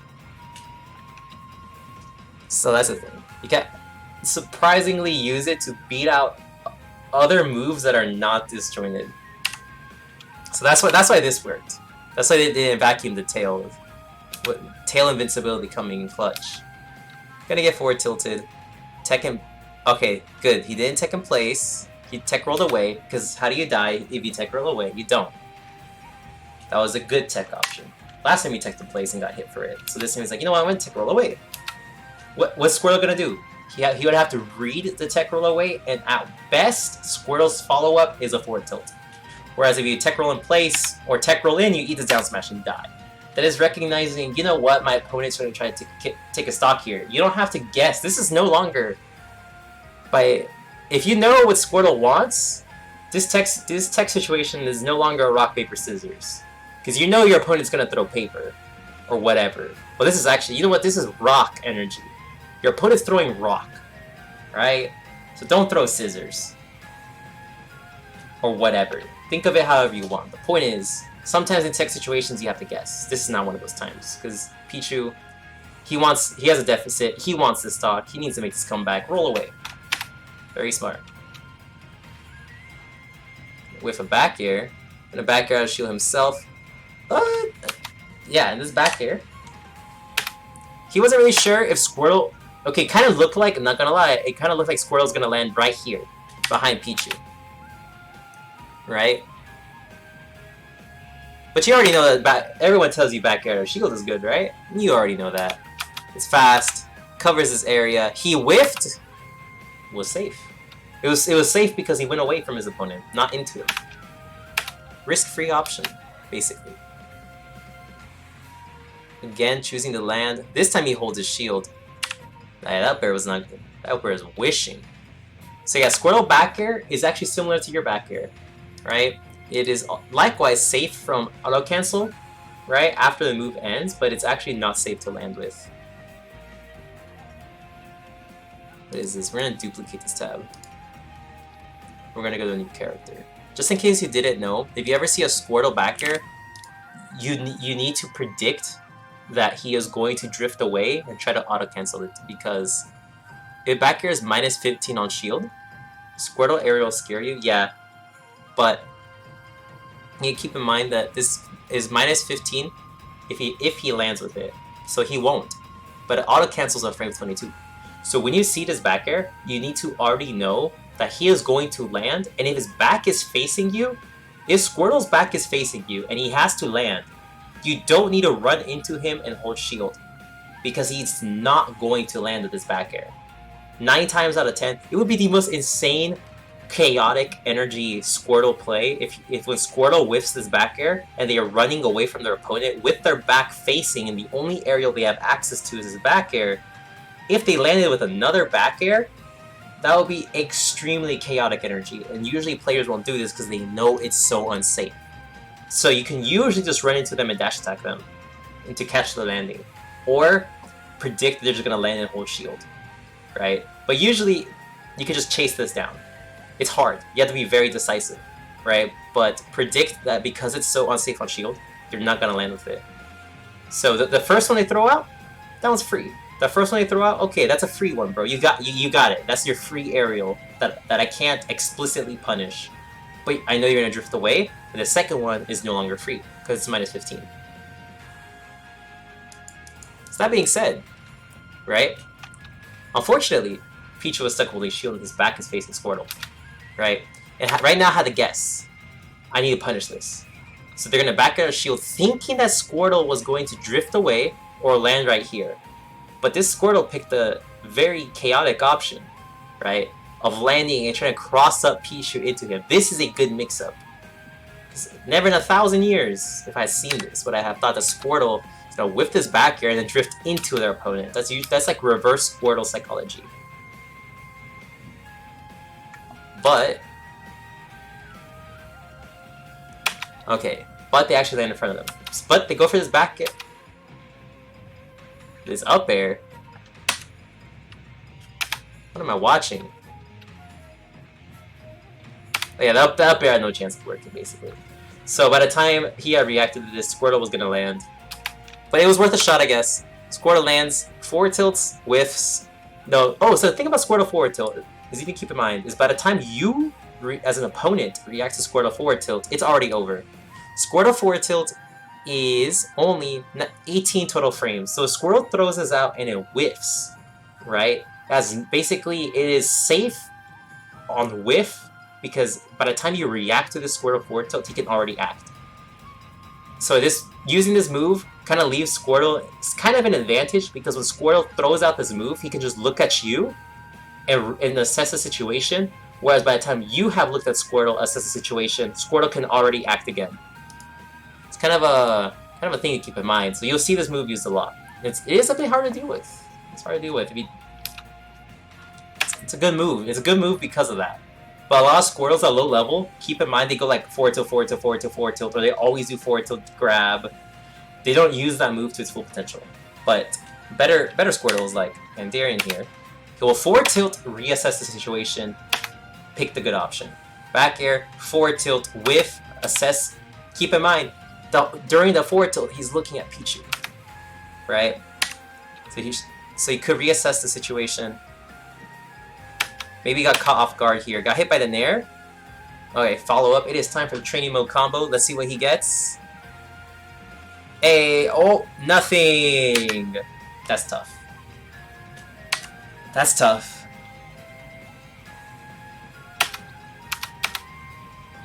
Yeah, because the platform was there. Yeah, sometimes you gotta know when you're... That sucks. You gotta know when your aerial's gonna force a tech situation on Smashville.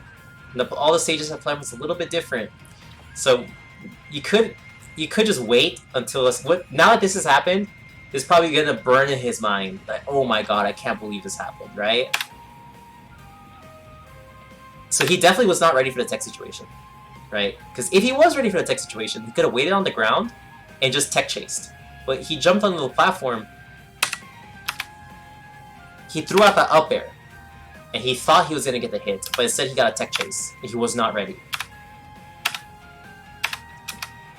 Held shield when he landed and put grab. Wait a minute, does he... If he grabs by pressing shield and attack, that'd be really funny.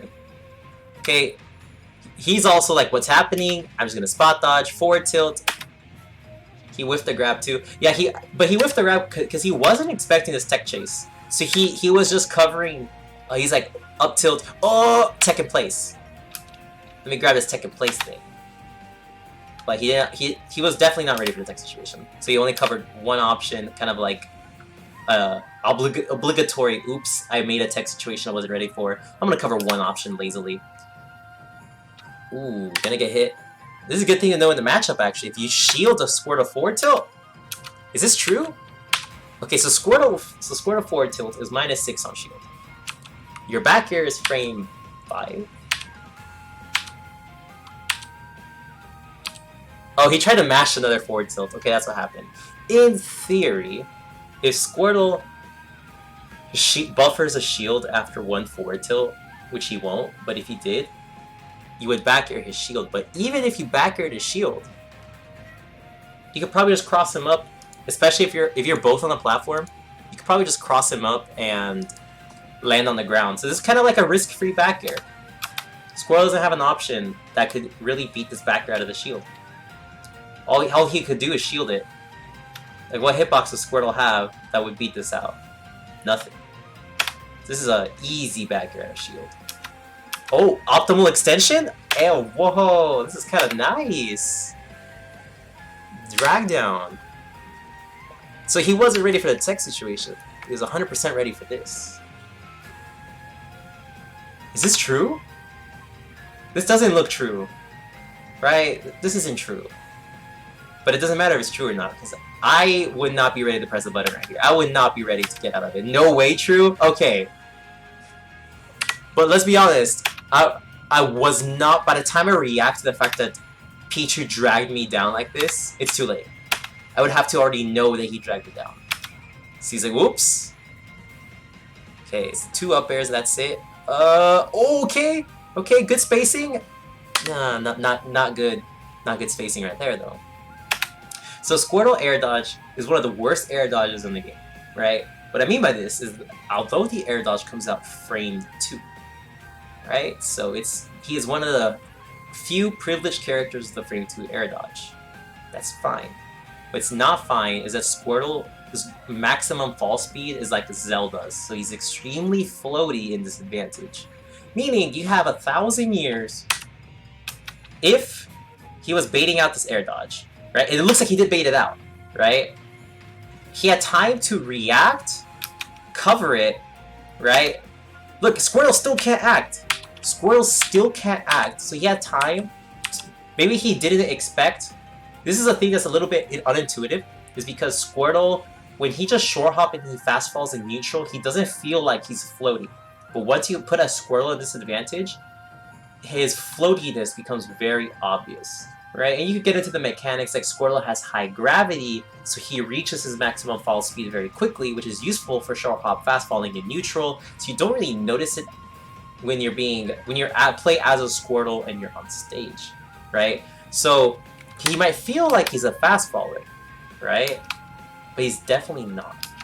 So maybe he felt thinking, maybe he thought that he had to guess here to get the punish, because there are some air dodges in this game where in order to punish them, you have to like be very preemptive with what you're gonna punish them with. However, Squirtle is not one of them. So if you get Squirtle disadvantage, you can definitely have more than enough time in the world to just jump up, fast fall on reaction, and get ready to just chase Squirtle down. So yeah, just a thing to keep in mind. But now he knows. Once he saw that, he was like, oh, wow, Squirtle is floaty, huh? Maybe. I'm pretty sure he noticed it. It was like, wait, why did I grab? I didn't have to grab right there. A good player can recognize what situations they can react in and what situations they have to guess in. Okay, he's gonna get hit. He's getting knocked away. But notice that rather than T-Jolt here. Okay, so here's the thing. A lot of Pichus with T-Jolt right here. But let me tell you why that's not a good idea, right? Because right now, right, Squirtle wants one thing and one thing only, and it's disgusting, right? And it's just to run up here and cheese you, and just try to hit you off the stage, right? Right now, he has stopped thinking. It is very obvious. You should know that right now, while you're traveling, Squirtle is gonna run. It's gonna move in here, right? Because one of the key strengths of T-Jolt is your ability to follow it, right? If you compulsively mash this T-Jolt, they're gonna have 1,000 years to react to it. They're just running for it. They're just gonna jump over it, and now you're in lag. He's jumped over the T-Jolt, and you've just put yourself in a bad spot. So look what he does instead.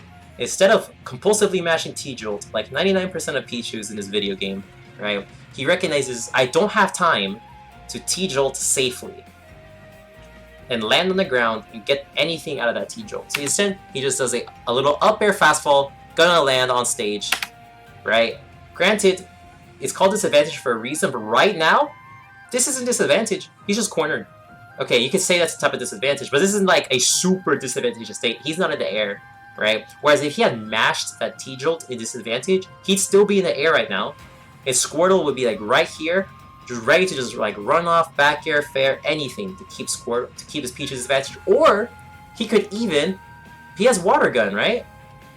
If Squirtle has water gun and you T-Jolt, he's gonna water gun your T-Jolt. So you gotta be really careful. This is a very smart play, and this could be very subtle. This could be a very subtle, smart play by Arfang, right? But this is very smart decision making to just fall, get back on stage, right, and cut his losses.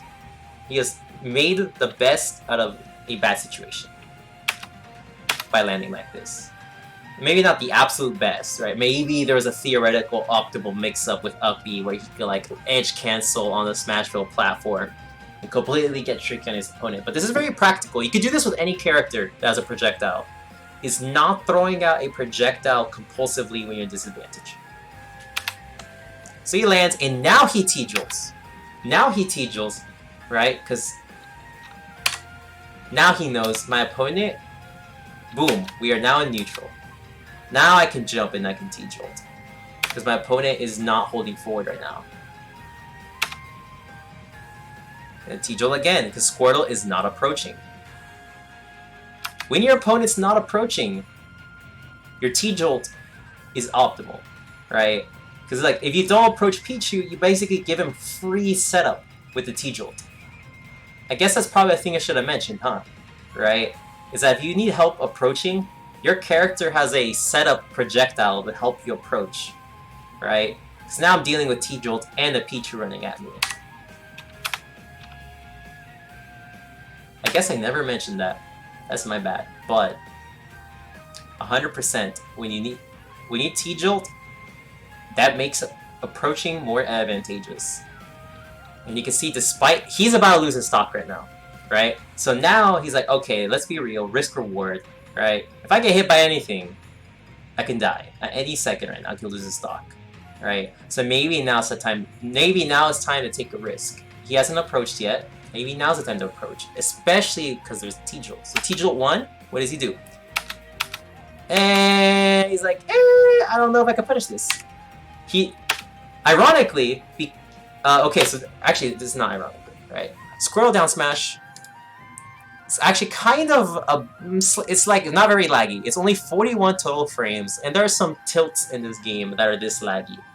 So this squirrel down smash, by the time you react to it, it's frame 18, right? So let's say you react to the hitbox coming out, which is very practical. You're never going to react to the first frame of a move.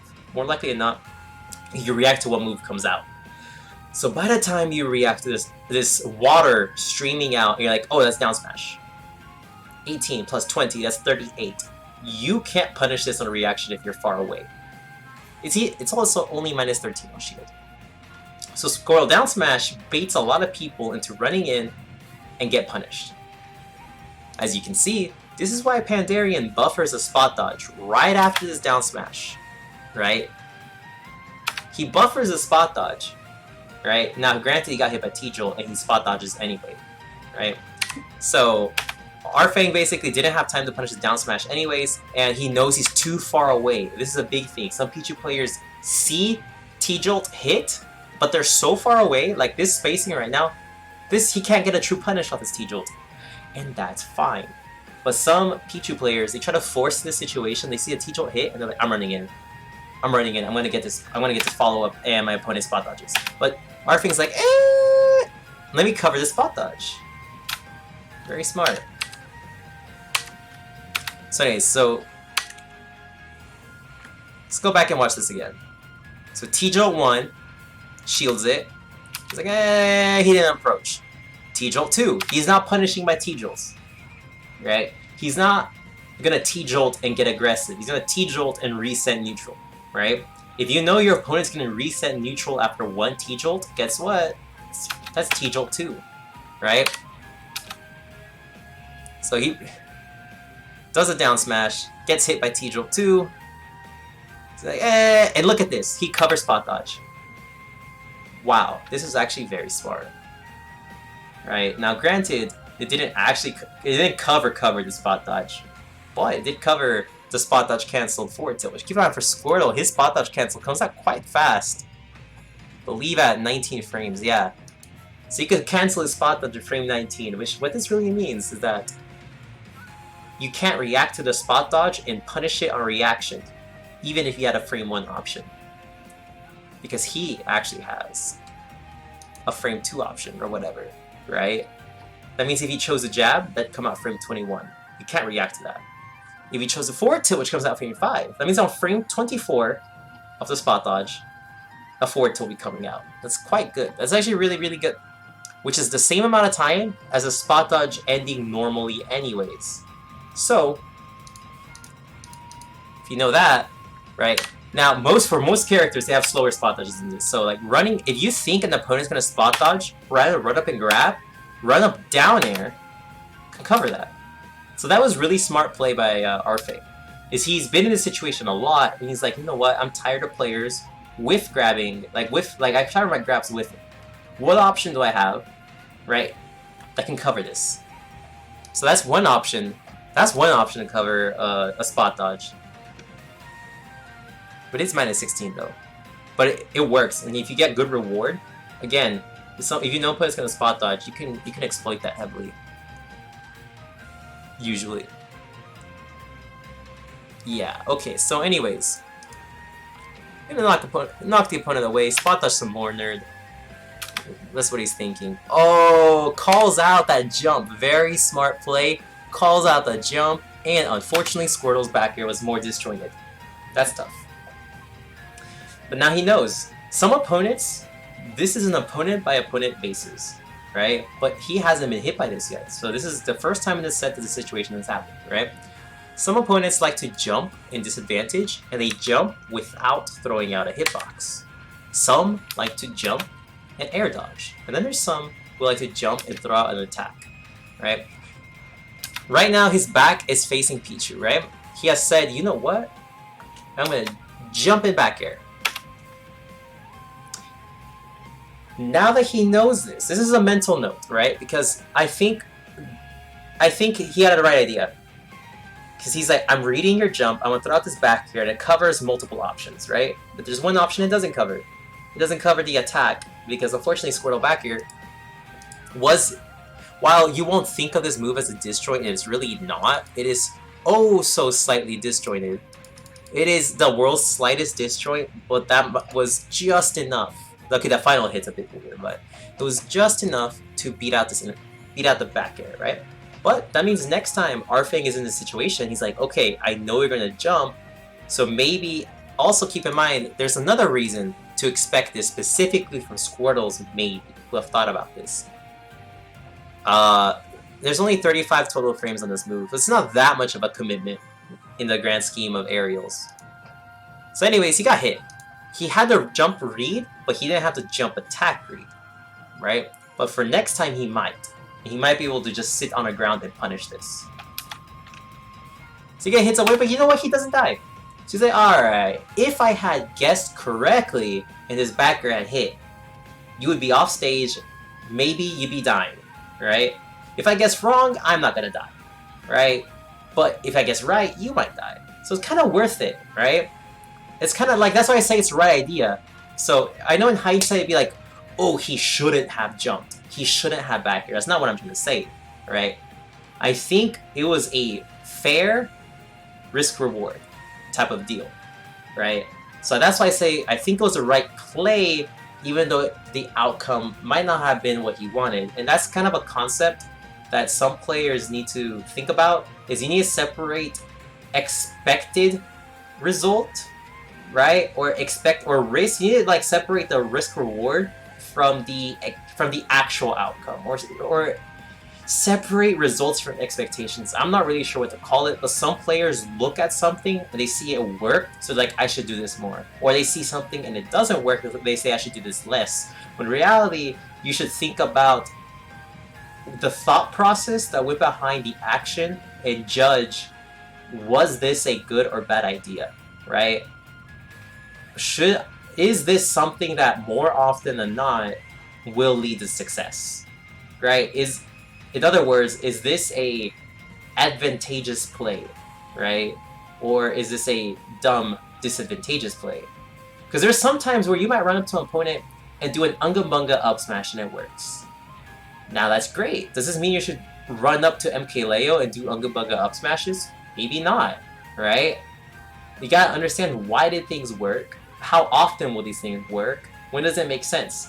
If you're at max rage in your Ganondorf and you're against Pichu at 30%, and you run up and Unga Bunga up smash the Pichu and it kills, maybe that's actually a good idea, right? But if you're both at kill percent, if you're both at 180%, right, and you have 100 kill options, you gotta go by, maybe back an hour, expect not even a stock to go by the time I come back. See ya, guys. Indeed.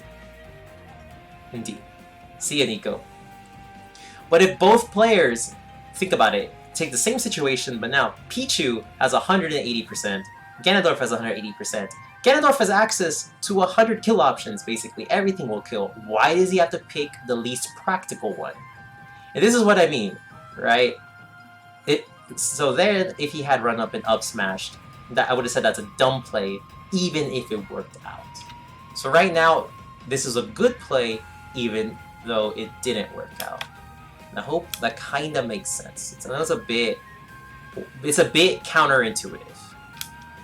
But okay, once again, going to up air in disadvantage and not mash T-Jolt. Good play. Very unspaced down tilt. But okay, gonna do a jump down air here. That's kind of crazy. But maybe he had an idea as to why this is. I'm not gonna show. That is a mix-up. That is a heavy mix-up. Wait, I would have gotten hit by this too. I guess because Squirtle kept nairing, he thought, oh, I mean, I could catch this nair with this down air. But I'm not really sure why. But it kind of works out, but I'm not sure. I'm not sure if they're going to say this is a good play or bad play, because I don't know what he was thinking. Granted, he didn't die from it. Maybe he's like, if I get hit by a Squirtle up there, I'm not dying. Right? But if I get hit by a Squirtle grounded option, or a grab, maybe Squirtle back throw might kill me, so I can't neutral get up. What if he rolls? Okay, here he's going to throw a T-Jolt. But it's kind of different. The reason this T-Jolt isn't so bad is because Squirtle had already committed, right? Squirtle had already committed, and he knows, okay, if you're over here and I jump in T-Jolt, you can't hit me. So I could throw this for free and then use it to kind of cover my landing, right? Because Squirtle had overcommitted. There was like no chance. There was no chance of Squirtle hitting Pichu right here. IMO.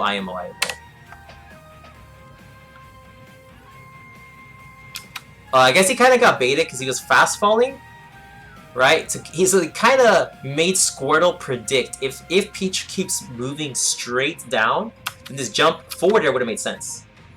You kind of see, this is kind of what I mean about like. So this is good. This is good. In a sense, he was playing neutral in the air and he baited out his opponent. The Squirtle was throwing it as hitbox, predicting the future that he would have kept moving still, but he didn't. He baited out, he jumped, freest T-Jolt of his life. Doesn't really get too much out of it though, that's fine. Oh, he kind of forces, kind of got some, he actually got it, and he ended up getting some reward out of that, because he kind of forced Squirtle to shield here, for no reason. But that was more of the Squirtle, if the Squirtle had just landed right here, he didn't have to shield it. And he would have been able to like 2-frame Pichu or something. Okay, he wants a back throw! Okay, he really wanted that back throw. This is a little too obvious. Okay, he's gonna roll towards the ledge. Alright, this is really obvious. I want this back throw. So Pichu's just like, I'm just gonna jump in there, bro. Run away. Oh, okay, good forward tilt. Good forward tilt. Forces a tech, like bounces off. Ooh, okay, good roll. Okay, he hasn't rolled from the ledge yet, so this is kind of a good mix-up. Obviously, if Pandarian, in theory, you know how roll is reactable in theory, right? But up to this point, Pandarian has kept committing to an option first. It's always been like he has never just sat there and waited for a roll. He's always committed to something, right? It's usually been like committing to these jump aerials to cover ledge jump, or as you saw previously, he had committed to rolling and holding shield to cover get up attack and neutral get up. But he has not once shown that he's willing to wait to react, to position himself to react to a ledge roll. So him ledge rolling here, I think made sense. And as you can see, Pandarian walked up and committed to covering ledge hang. Or ledge jump, maybe, right? So, good roll, free roll, basically. It's like, okay, you're gonna keep committing first, and I'll commit second. Free forward tilt. Although, granted, this only worked because he whiffed he got caught in the startup of forward tilt. So basically he mashed 2 options. So by the time he reacted to the roll, he's like, oh, maybe I can still cover roll. Maybe I can still cover roll with this forward tilt. Nope, it's too late. It's too late. It's okay, it happens. Now he's off stage. Will he edgeguard the Squirtle twice? Okay, gets the switch. Now we have Ivy on the field. Ooh. Oh, yes! Spike him! Ooh. Okay, see. There's no way he lives. Oh, okay. So, here's what happened. So, he hit Ivy out of the Ivy Whip. That happens a lot, right? So Pichu thought, now he's gonna whip again and just try to panic recover. So this back air, although this back air is kind of badly timed, but in theory, right, if he just runs off a back air straight down, because Ivysaur just got hit out of the whip, he's kind of forced to kind of recover and pick an option, right? So if he just does his back air and comes straight down, Ivysaur has to get hit by it, basically, right? There's only one way out, and it's switching. So he went for this. He went for a 50-50 here, right? Because he's like, you know what, I'm gonna lose my stock right now, anyways. Maybe this makes sense. If you're at anything kills percent, going for a play like this is like, you know what, 50-50 chance I get the stock right now, right? But unfortunately, doesn't wait for the switch, right? Because yeah, as I said, there's only one way out, and that's switching. Goes for the switch, but he doesn't die from this Charizard up B. He falls out. And then he goes on stage and he misses a tech. Now, this is good patience from Arfang. Because right now, Pandarian, neutral get-ups, and you can see he's running into the Pichu waiting for the tech roll. He just sits there, right? And then just neutral get-ups. And then just get-up attacks. That was good patience, because a lot of players would panic roll right there, because it's a panic situation. It's very common to panic roll here, right? But it's also getting increasingly common. I see a lot of people get up attacking nowadays. So actually, if you're in a situation like this, it's kind of hard. Here's the thing: you cannot cover get up attack and roll by running. You can't, right? The reason you can't is because you can get up attack at any time, and it's unreactable, right? So if you hold shield, your opponent can react to the shield and then roll away, right? So it's kind of an awkward spot. Some characters can put themselves in the air, jump over, right? But again, if you're on the ground in a tech situation, it's very important to be patient, right? It's hard to be patient when you're in a situation that's like, in the tech situation, it's really hard to be patient. But if you are, you get a lot of reward. Because a lot of opponents are used to just guessing and punishing. They're guessing, oh man, everybody rolls here, so I'm just going to run up and up smash, right? Or man, everybody miss tech get up attacks on the platform. I'm just going to punish that. Very few players are ready for an opponent who misses tech and then waits, right? Because very few players, they don't want the guaranteed safe and easy punish on a missed tech, right? They want the spicy roll read punish, or the hold shield, you get up attack, I up smash at a shield punish. They want the maximum reward. So they're gonna try to confirm to get the maximum reward by waiting for a roll, and because players typically roll in panic situations, it works out. It's a win-win. Like, I want the biggest reward, and you're gonna let me get it for free. But not him. He get up attacked. He wasn't ready. Alright. So he lives another day. Greediest Nair of my life. Alright. This Nair was really wishing. Alright. So you can see Arfang had more than enough time. He's just holding shield. He's reacting to this. Up smash or up B isn't an option for Lucas. Whoa, hold up though. You might say that, but are you aware of how unsafe get up attack is? Well, hold up there, partner. You actually might have time. You actually might have time to up smash, believe it or not, with how slow it is. You might. You can up smash out of shield as Lucas on ledge get up attack. It's time to find out if you can do the same. So we're gonna go to Lucas. Right? You may be like, whoa, that's too slow. But hold up. I know Lucas up smash is 28. Right? Where that hitbox, 28. Okay, now hold up. We're gonna go to stats. We're gonna go to where are the tech options at here? Am I really? Okay, there are in fact some get up attacks in this game you can actually up smash out of shield as Lucas. That's pretty funny. Inkling get up attack, boom, up smash out of shield. Daisy and Peach get up attack. Wait, it's actually kind of crazy. There's not that many actually. I knew there was a few. But there are not many. You're right. Up be out of shield for Lucas. Where is Lucas? We're gonna duplicate this tablet again. So yeah, it's not very practical, but it'd be really funny if you're ever fighting a ZSS and they get up attack you and you up smash them as Lucas. I think that'd be pretty funny. 28. When is his head invincible? Frame 1 to 7. Head intangibility. Wait, this is frame 1 invincible? Wait. That's actually really funny. Because this is frame 1.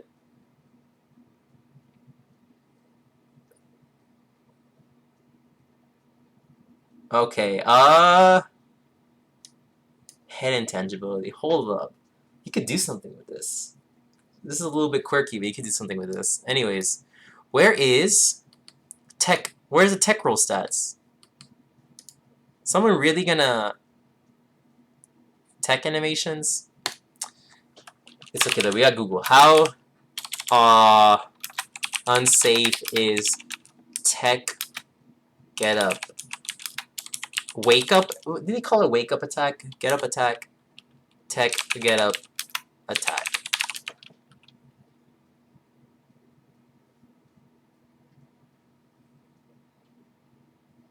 This sounds like crazy hand Reddit. Bro, how... You think this be common, not common knowledge, at least in the game somewhere. Okay. Frame advantage on get up attack smash ultimate. This is important now, because now I need to know. I actually don't know. I just know it's very unsafe, so for most characters, I can just get an up smash that shield. Anyway, the frame data, normal get up vulnerability, punishing ledge.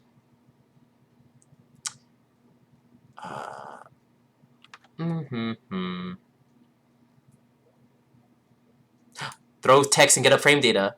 Oh, 2008, this is Melee. I got really excited. You know what? We're over this conversation. We're going back. So yeah. What happened here? So easiest shield grab of his life. So a lot of you heard long ago that Charizard got buffed and that Nair got less landing lag. But this doesn't mean it's the new Palu Nair or something like that, right? It's not. It is optimally it is -6. But do you see this hitbox? This hitbox means it'll always hit the top of someone's shield. It is almost impossible to look at that because look at how high. It says -5. You might be like, whoa, it's -5 on shield. No. You see this hitbox. You see how impractical it is to time this hitbox, the frame you land on someone's shield. That's not going to happen, right? No Charizard in the world is going to try to do this optimal -6, -5 Nair. You know what they are going to do, though? Is they're going to do this lazy Nair, as I like to call it, like the I want this Nair. This is the I want this move to hit type of move, right? And there are some characters in this game where they have lazy Nairs, right? This is a lazy Nair. No attempt to hit the lowest possible, no attempt to make this as safe as possible. So how safe was this really? And Not only that, he's not hitting with the tail. The tail is safer, right? In theory, if you hit the fire, the tip is -5. This base is -6. But look at 1, 2, 3. He kind of landed about 4 frames after hitting this, which means this theoretical -6 nair is actually -10. And Pichu is one of the shortest characters in the game, right? Which means if you ever see a Charizard doing lazy nairs, don't let them tell you, oh, it's safe on shield, bro. It is not. Shield grab this. Arfang shield grabs this. Because he's not dumb. Yeah, shield grab this. This is the freest shield grab of his life. What's he gonna get? Is it the confirm? Oh no, he goes way too far. But he knows. He doesn't go for it. Oh, goes for his back air. Oh man. Okay, so one thing you keep in mind, if you ever fight a character that has more than 1 jump in the air, very, very often they will jump out of disadvantage compulsively. Because they think, oh, I still have a jump, so it's free. And it is in a sense. It is in a sense. So just stay on the ground and wait it. Wait it out. Because now, you know what? You're landing with only 1 jump. So this right here, almost every single Charizard in the world would just jump here. Because he has multiple jumps. Same thing with DDD, Kirby, Pit. Especially with Pit, right? It's actually really easy, just like, they're almost always going to jump out of disadvantage. Because they have so many jumps, especially with Kirby. What game is this?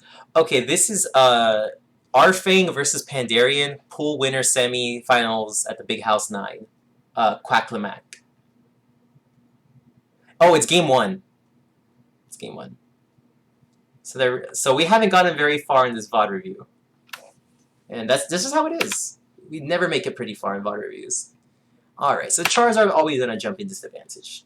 Almost always. Almost always. Pokemon Snap is definitely not. Super Smash Bros. Ultimate, I believe. I hate all of you. So yes, it is in fact Pokemon Snap for the Nintendo 64. Pretty sick graphics, if I'm honest. Okay, so now he's gonna air dodge to the ground. Ooh, but fast fall neutral air dodgers are really hard to punish in this game. Consistently. Okay, so that was a fast fall neutral air dodge, right? And, but just barely gonna punish it. However, look at this back air. Look at this back air. Very, very safe. And that's why it's safe, right? That's why this move is so good, is the fact you could just throw it out and then you could get out of the way so your opponent cannot punish this. And too many Pichus I see do not exploit this. Look at this! I really thought, I was like, okay, this is a free punish. Can I do some me VOD reviews? I have done some before in the past. I actually have one I have one on my YouTube channel of a me Gunner versus a Ness. Actually. Good. Their name is Good Night. Right? So I did one already.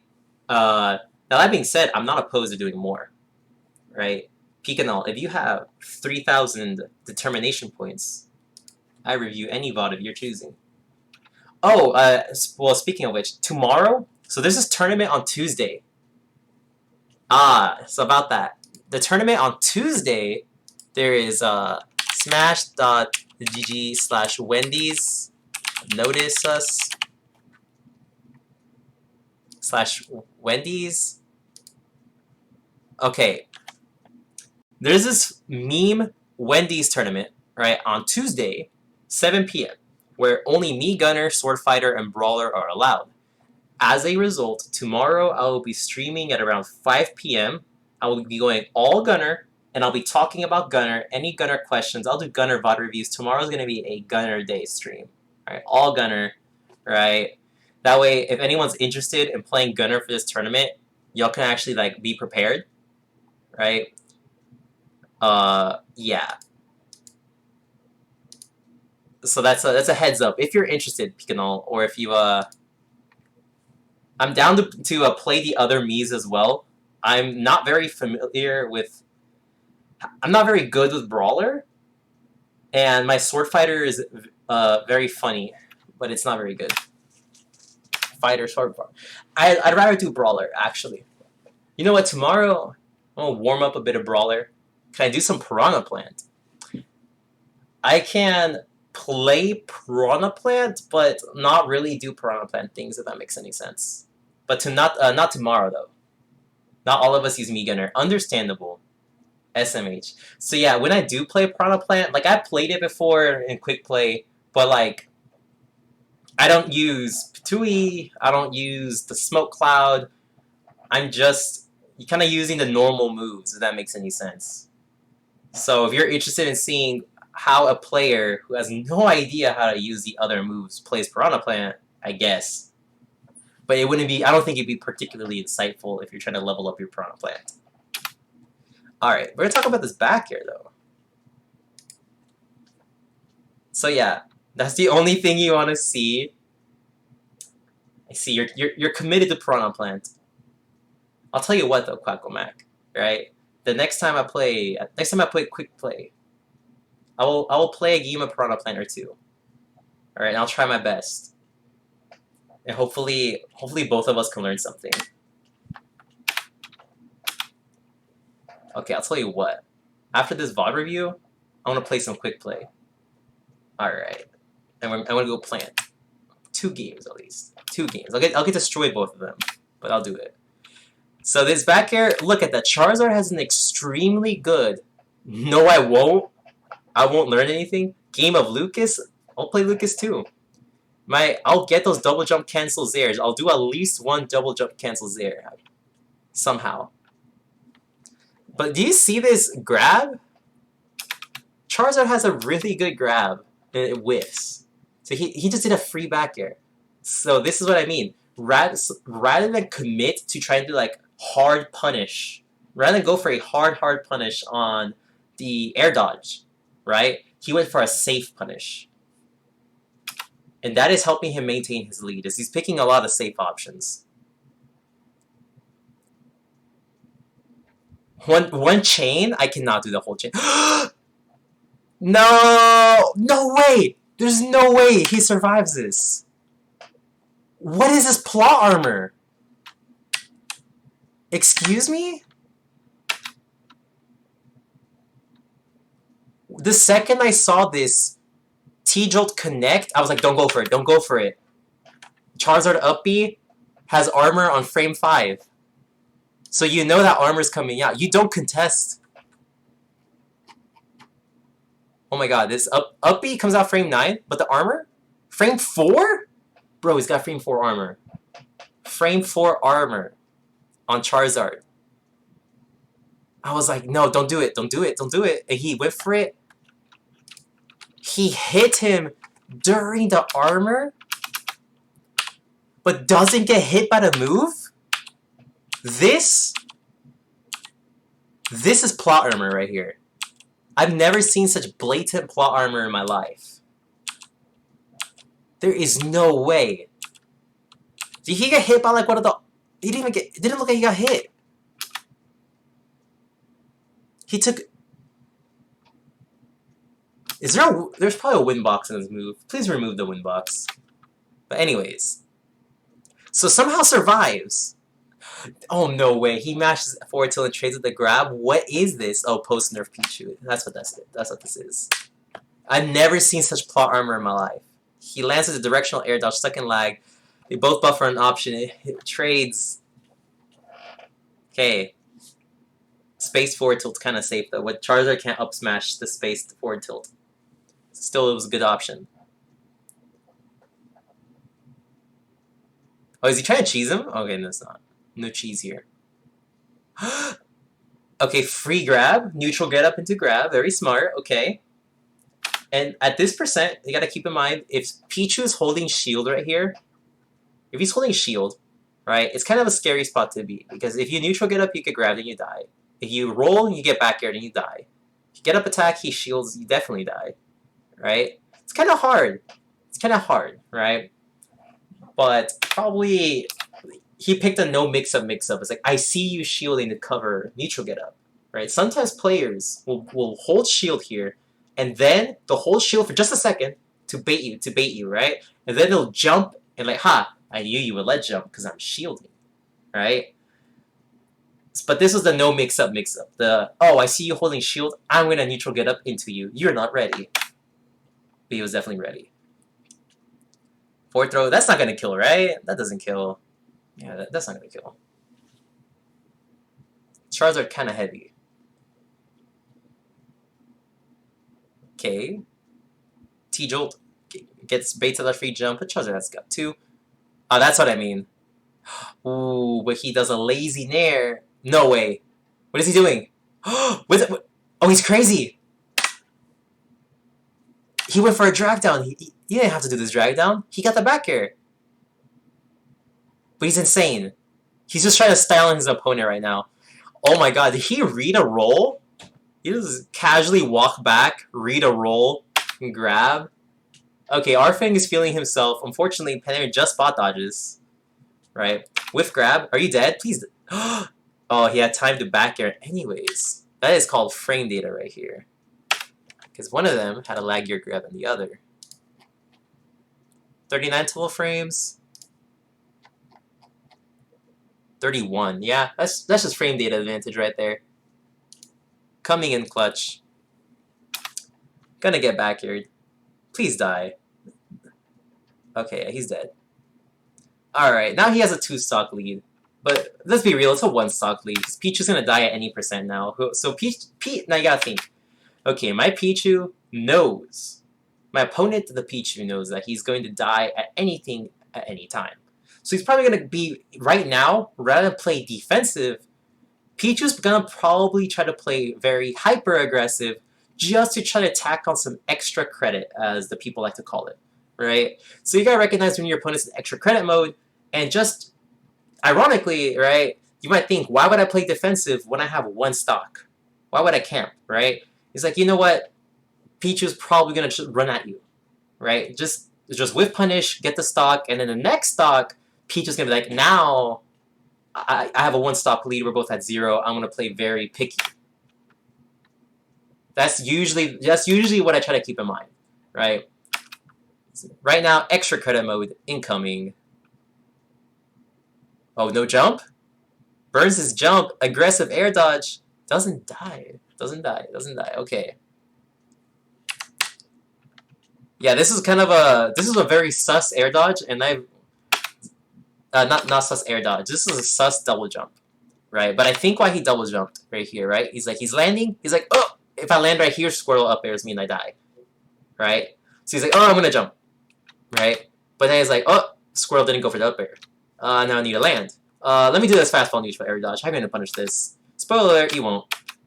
By the time you only can punish it with the fast option. No fast option you have will kill me. So it was fine. It was fine. It looked sus, but it was actually smart. Relatively. As smart as a 169 health Pichu trying to get a hit right now can play. 172. Neutral get-ups. Oh, spot dodges. Oh. Now think about it. Alright. If I am Pichu at 172%, what is going to kill me, right? Any of Squirtle's aerials. So I probably don't want to ledge jump.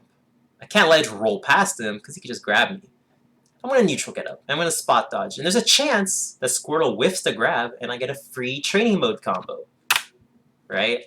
So again, gotta get this spot dodge forward tilt. Goes for the down tilt anyways and it scoops. They're so small. F tilt. Oh, this one's definitely down tilt. But Squirtle went for the F tilt. It's gonna whiff, right? F tilt. Oh, F tilt from Squirtle might kill. It might. It probably will. It probably will. If I was Squirtle, I might have F tilted. Actually, if I was Squirtle, I would just hold shield at the ledge right here. I would hold shield right here because if he neutral get ups, I can grab him, back throw a kill, right? If he rolls behind me, I can up B out of shield. If he jumps, I can chase him down and up B. I actually get a lot of kills. Oh, Gnarf, did you notice that when I played Squirtle, I got a lot of kills with Squirtle up B? Because I know Pichu's really light. It's kind of thing I do against light opponents. Catches them off guard. Anyways, gonna get this training mode combo. Oh. Max Rage Pichu. No. Did you die? Oh. Oh, you're predicting what he was gonna do. Yeah. No. His combo wasn't real. This follow-up.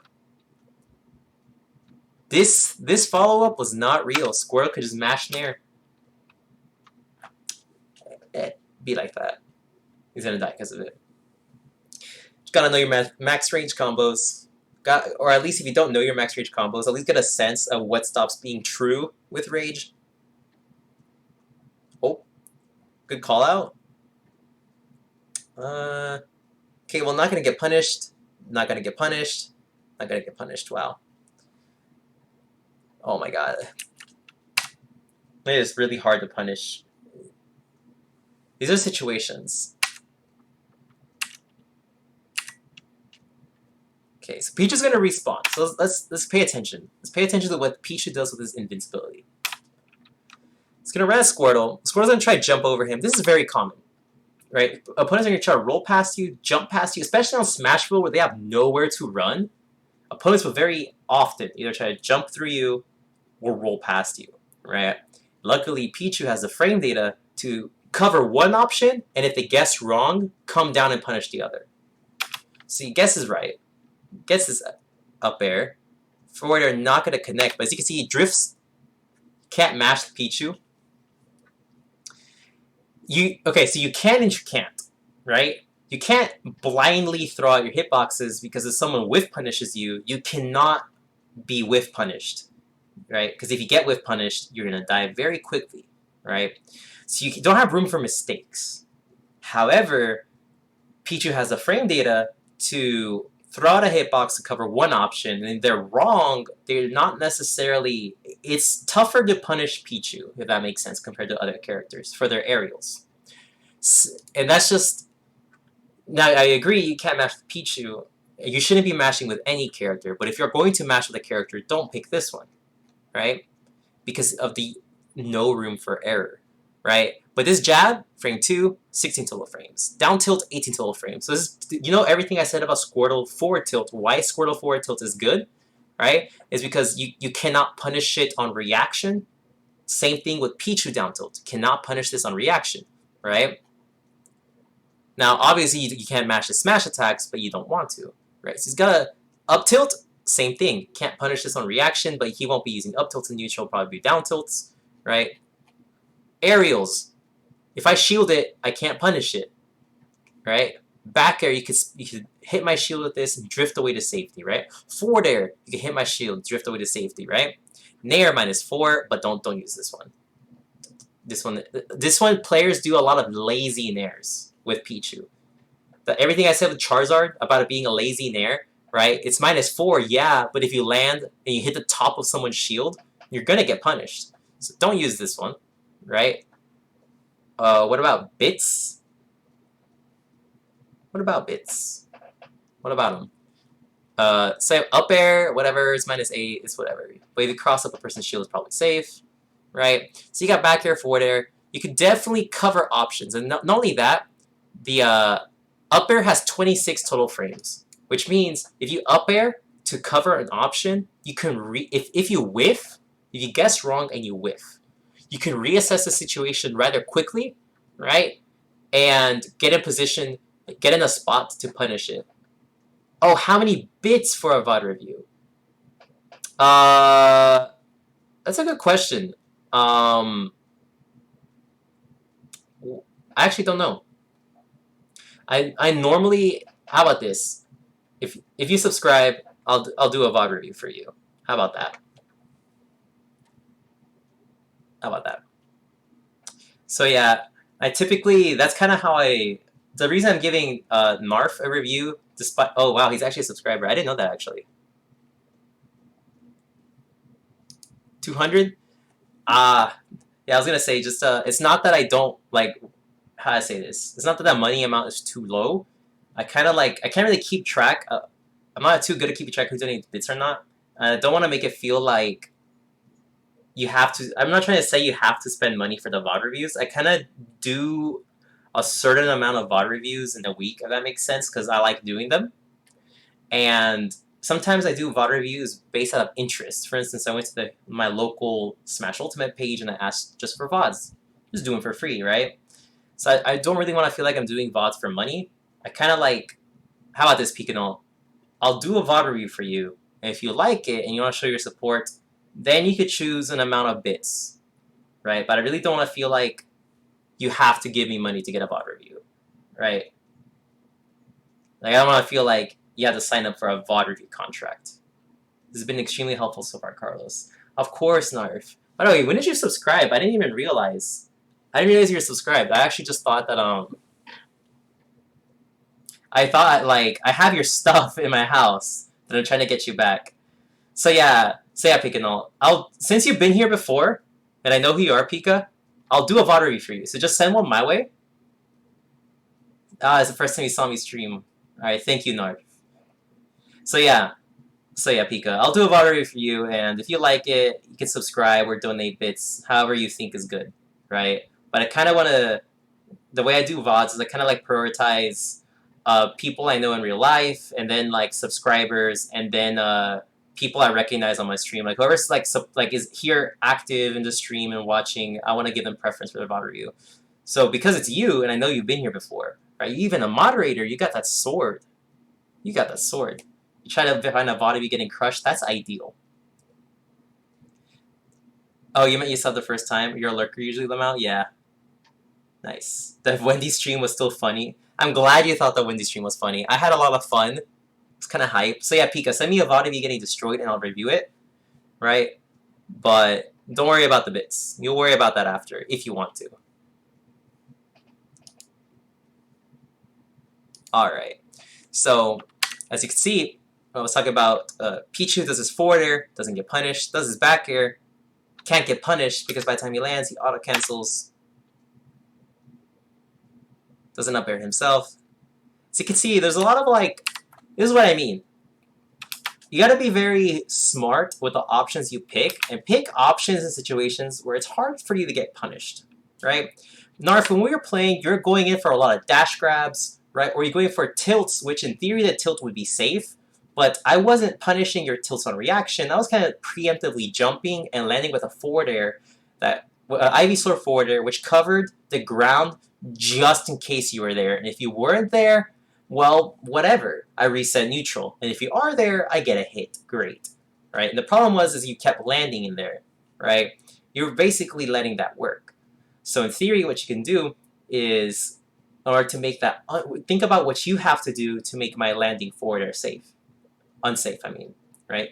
You could make it so that you run in just outside of forward air range, and now I don't have enough space to run away and jump again, right? I'm vulnerable when I'm preparing to land with the forward air.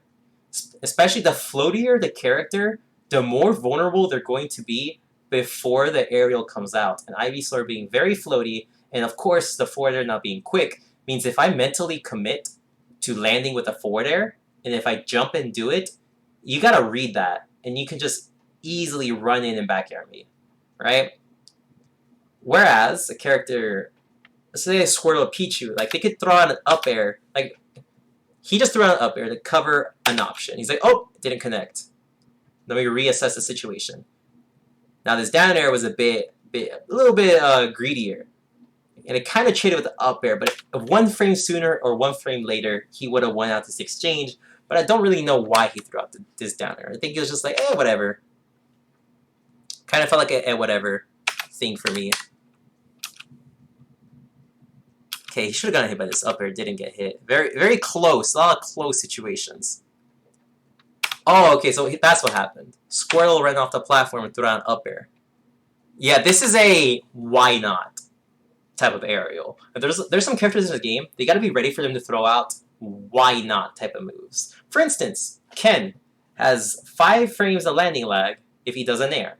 That's the same amount of landing lag that some characters have just for fast falling. So if Ken just fast falls to the ground, he has 4 frames of landing lag.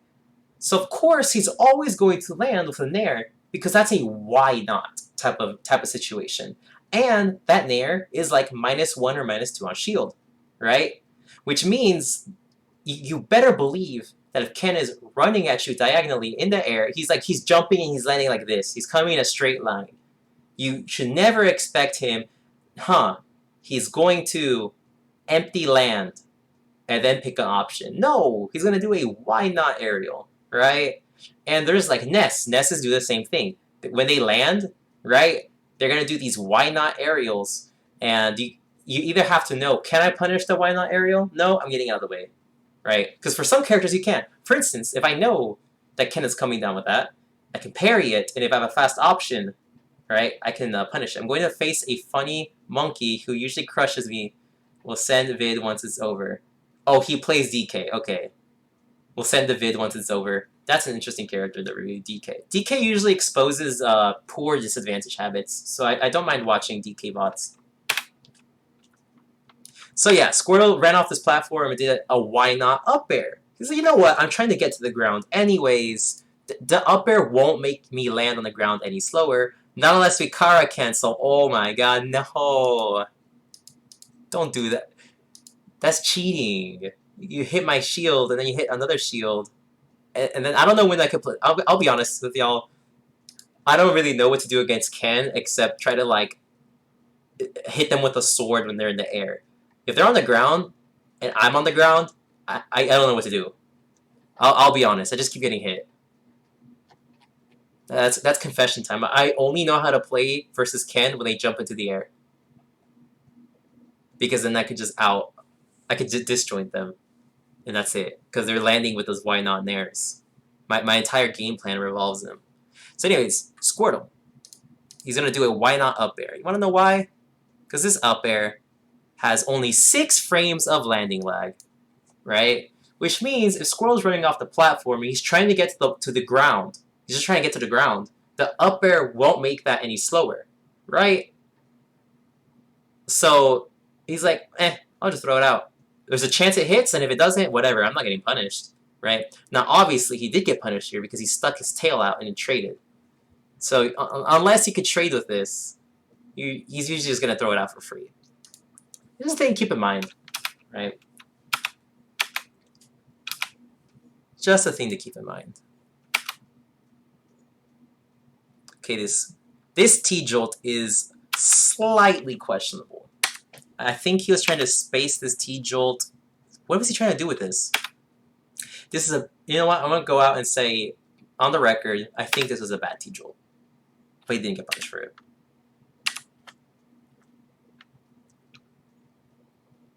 Okay. He's going to jump and T-Jolt.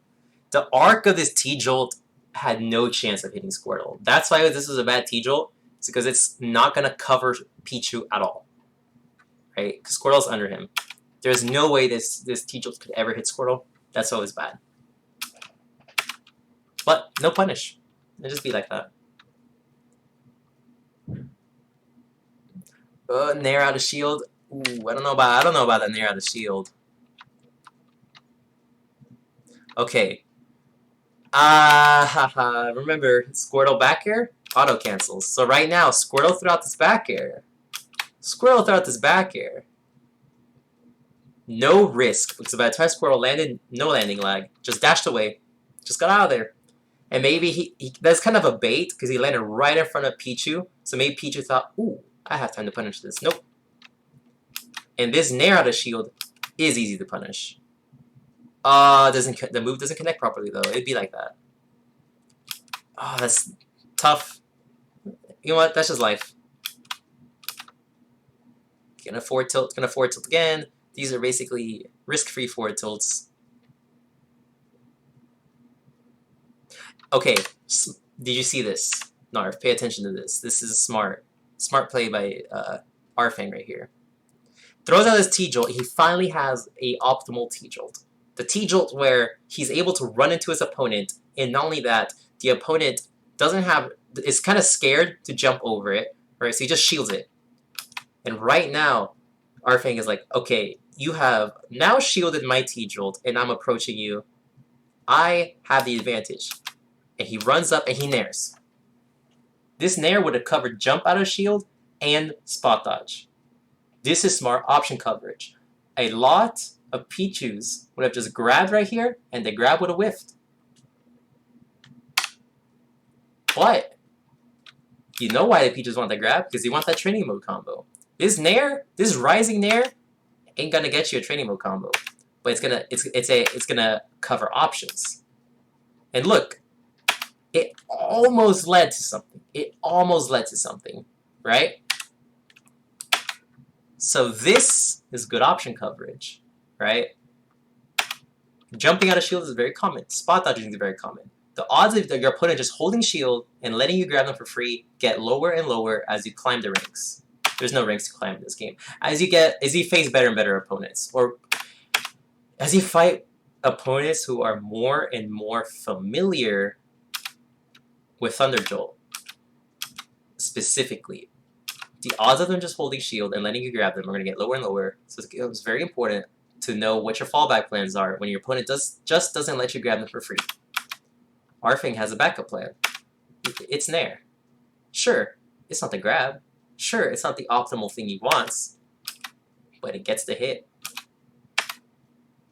The first time you learned option coverage was the Gnarf side B. Yes. If your opponent's holding shield, right, you could spook him. And sometimes the side B can cover a roll away, too. It's kind of nice. So he goes for this down tilt, and it almost worked. But guess what? It didn't work, but it was a spaced down tilt. And you know what that means? If it's a spaced down tilt and it whiffs, it doesn't matter. Unfortunately, I think he meant to turn around and do this down tilt, the second one, right? Because by the time he has reacted, so he knows he down tilted, he can see it whiffed, he sees the roll. In theory, right now, he gets a punish anyways, right? So the down tilt covers one option. Down tilt is only like 18 frames. We went through this, 18 total frames, right? Which means he could punish this. He could punish this roll, and the only reason this punish did not work was because he walked forward, did another tilt rather than turn around and do the tilt. As you can see, he could have just done the tilt, reassessed, gotten the punish. He gets forward tilted instead. The guy buffers the spot dodge, and it's not gonna work. Okay, that's fine. Sorry, the guy buffers a grab. A forward tilt grab with Squirtle only works if it's dummy close range, right? Look at Squirtle's sad face. Like, come on, man. You went for this grab and he was that far away. Why would you do that? Look at his sad face. You don't want to whiff grabs with Squirtle because you get to see his sad face in the VOD reveal later. He's just gonna spot dodge and just gonna run away. You know what? A lot of players would have spot dodged and picked an aggressive option. Instead, he spot dodges and chooses to run away to reset neutral. Think about that. This is what I mean about players picking more defensive, like picking a defensive option into another defensive option. And the higher level you are, you'll see players do this, right? You'll see players either hold shield, they'll shield a move, and rather than risk going for a punish on that move, they just like, you know what, bro? I'm out. You hit my shield, it's Smash Ultimate, I'm not even going to try playing this rock, paper, scissors, I'm out of here. And they just roll backwards or they jump backwards out of shield and just reset, right? A lot of times it's roll backwards, right? Or it just drop shield and dash away. Some players, as you can see, he spot dodged. 99% of players in this game will spot dodge into a tilt, spot dodge into a smash attack, spot dodge and then like pick an attack, basically is what I'm trying to get at. Spot dodge and picking attack is an extremely common habit, so when a player doesn't do that, it is a sign that they are very consciously thinking of something, right? Or they're an experienced player and they're favoring something else here, right? So he spot dodge and he's not sure if he's going to go for a punish. So why risk it? He sees no reason to risk after the spot dodge. He's like, he doesn't know what's going to happen. Who knows? He just whiffed a grab. You spot dodged. He's like, get me out of here. This is an uncomfortable situation, and rather than force and just like gamble, dashes away. And now he's in a better spot. Now he's gonna do his T-Jolt that I think he specifically right here. He's like, I'm gonna T-Jolt. And it didn't work because Squirtle held forward, but a lot of Squirtles would have held back, and it would have worked out. But does he get punished? And now, in theory, this is a bad T-Jolt. Because right now, again, this T-Jolt, it's going to come this way, and it's not going to hit Squirtle. So right now, Squirtle can punish this for free. But will he? Let's find out. Nope. And it just be like that. It shows to me that you can definitely react to T-Jolt, by the way. So, in case you don't know, the T-Jolt is like 50 active frames. Yeah, Thunder Jolt is 50 active frames. Meaning by the time you see the Thunder Jolt, Pichu is stuck in lag, and you know where Pichu's going to be. All he can really do is drift back or forth a little bit, right? Which means if you see Pichu with a T-Jolt above you, you have plenty of time. Now that you see the number 51 total frames, that's a lot. Comes out frame 18, right? Meaning you have plenty of time to punish this. And they unfortunately did not, and it happens. We don't always pick the optimal options, or sometimes we mess up in kind of obvious situations. He kind of like dashed in place here instead of look at his opponent, and it happens. This is literally a major. There's a lot on the line here. It's okay. This is definitely should have gone punished. He tries to punish the landing. He's just barely off, but he could punish this while it's still in the air. He could have spaced the back air here, spaced in the up air. Maybe he wanted the optimal dash attack, but I don't think so. So it's barely off. Gonna eat a back air to shield for it.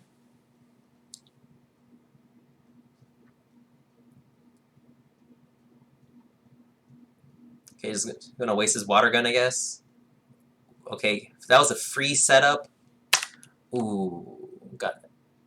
Okay, took the jump. This was really close to working. The roll barely came out. The roll barely came out. This is almost a combo, I think. So I think that's why he went for the grab here. Because he did this T-Jolt. He stayed extremely close to the T-Jolt. It got the hit, and he went for the grab. That was really close, I think, to being true. I think. It looks like it. I don't play Pichu, so maybe this was super fake. Right? But he whiffs the grab, but that's fine. It's fine. It happens. He's not gonna look at that. He's just gonna get a free shielded forward tilted to a free back air out of shield. Is a Squirtle? Do you see what I mean about Squirtle players doing the forward tilt? So Arfang, when I was playing you and you did a down tilt, it felt like you did the tilts like you always had the next option coming out, no matter if you whiff or not. This is what I mean. When you have a tilt that has very low commitment, you can make the most out of that tilt by having a fallback plan on whiff, right? Unfortunately, so you can see a big difference, because when he whiffs a move, right, he gets out of there, right? Whereas Squirtle hit the shield, like that's like twice now I've seen him do like forward tilt grab, forward tilt grab, forward tilt grab. And a lot of Squirtles go for this forward tilt grab no matter what. That's kind of not optimal. Especially against a character like Pichu, who has this nice out of shield option backwards. It's not gonna work.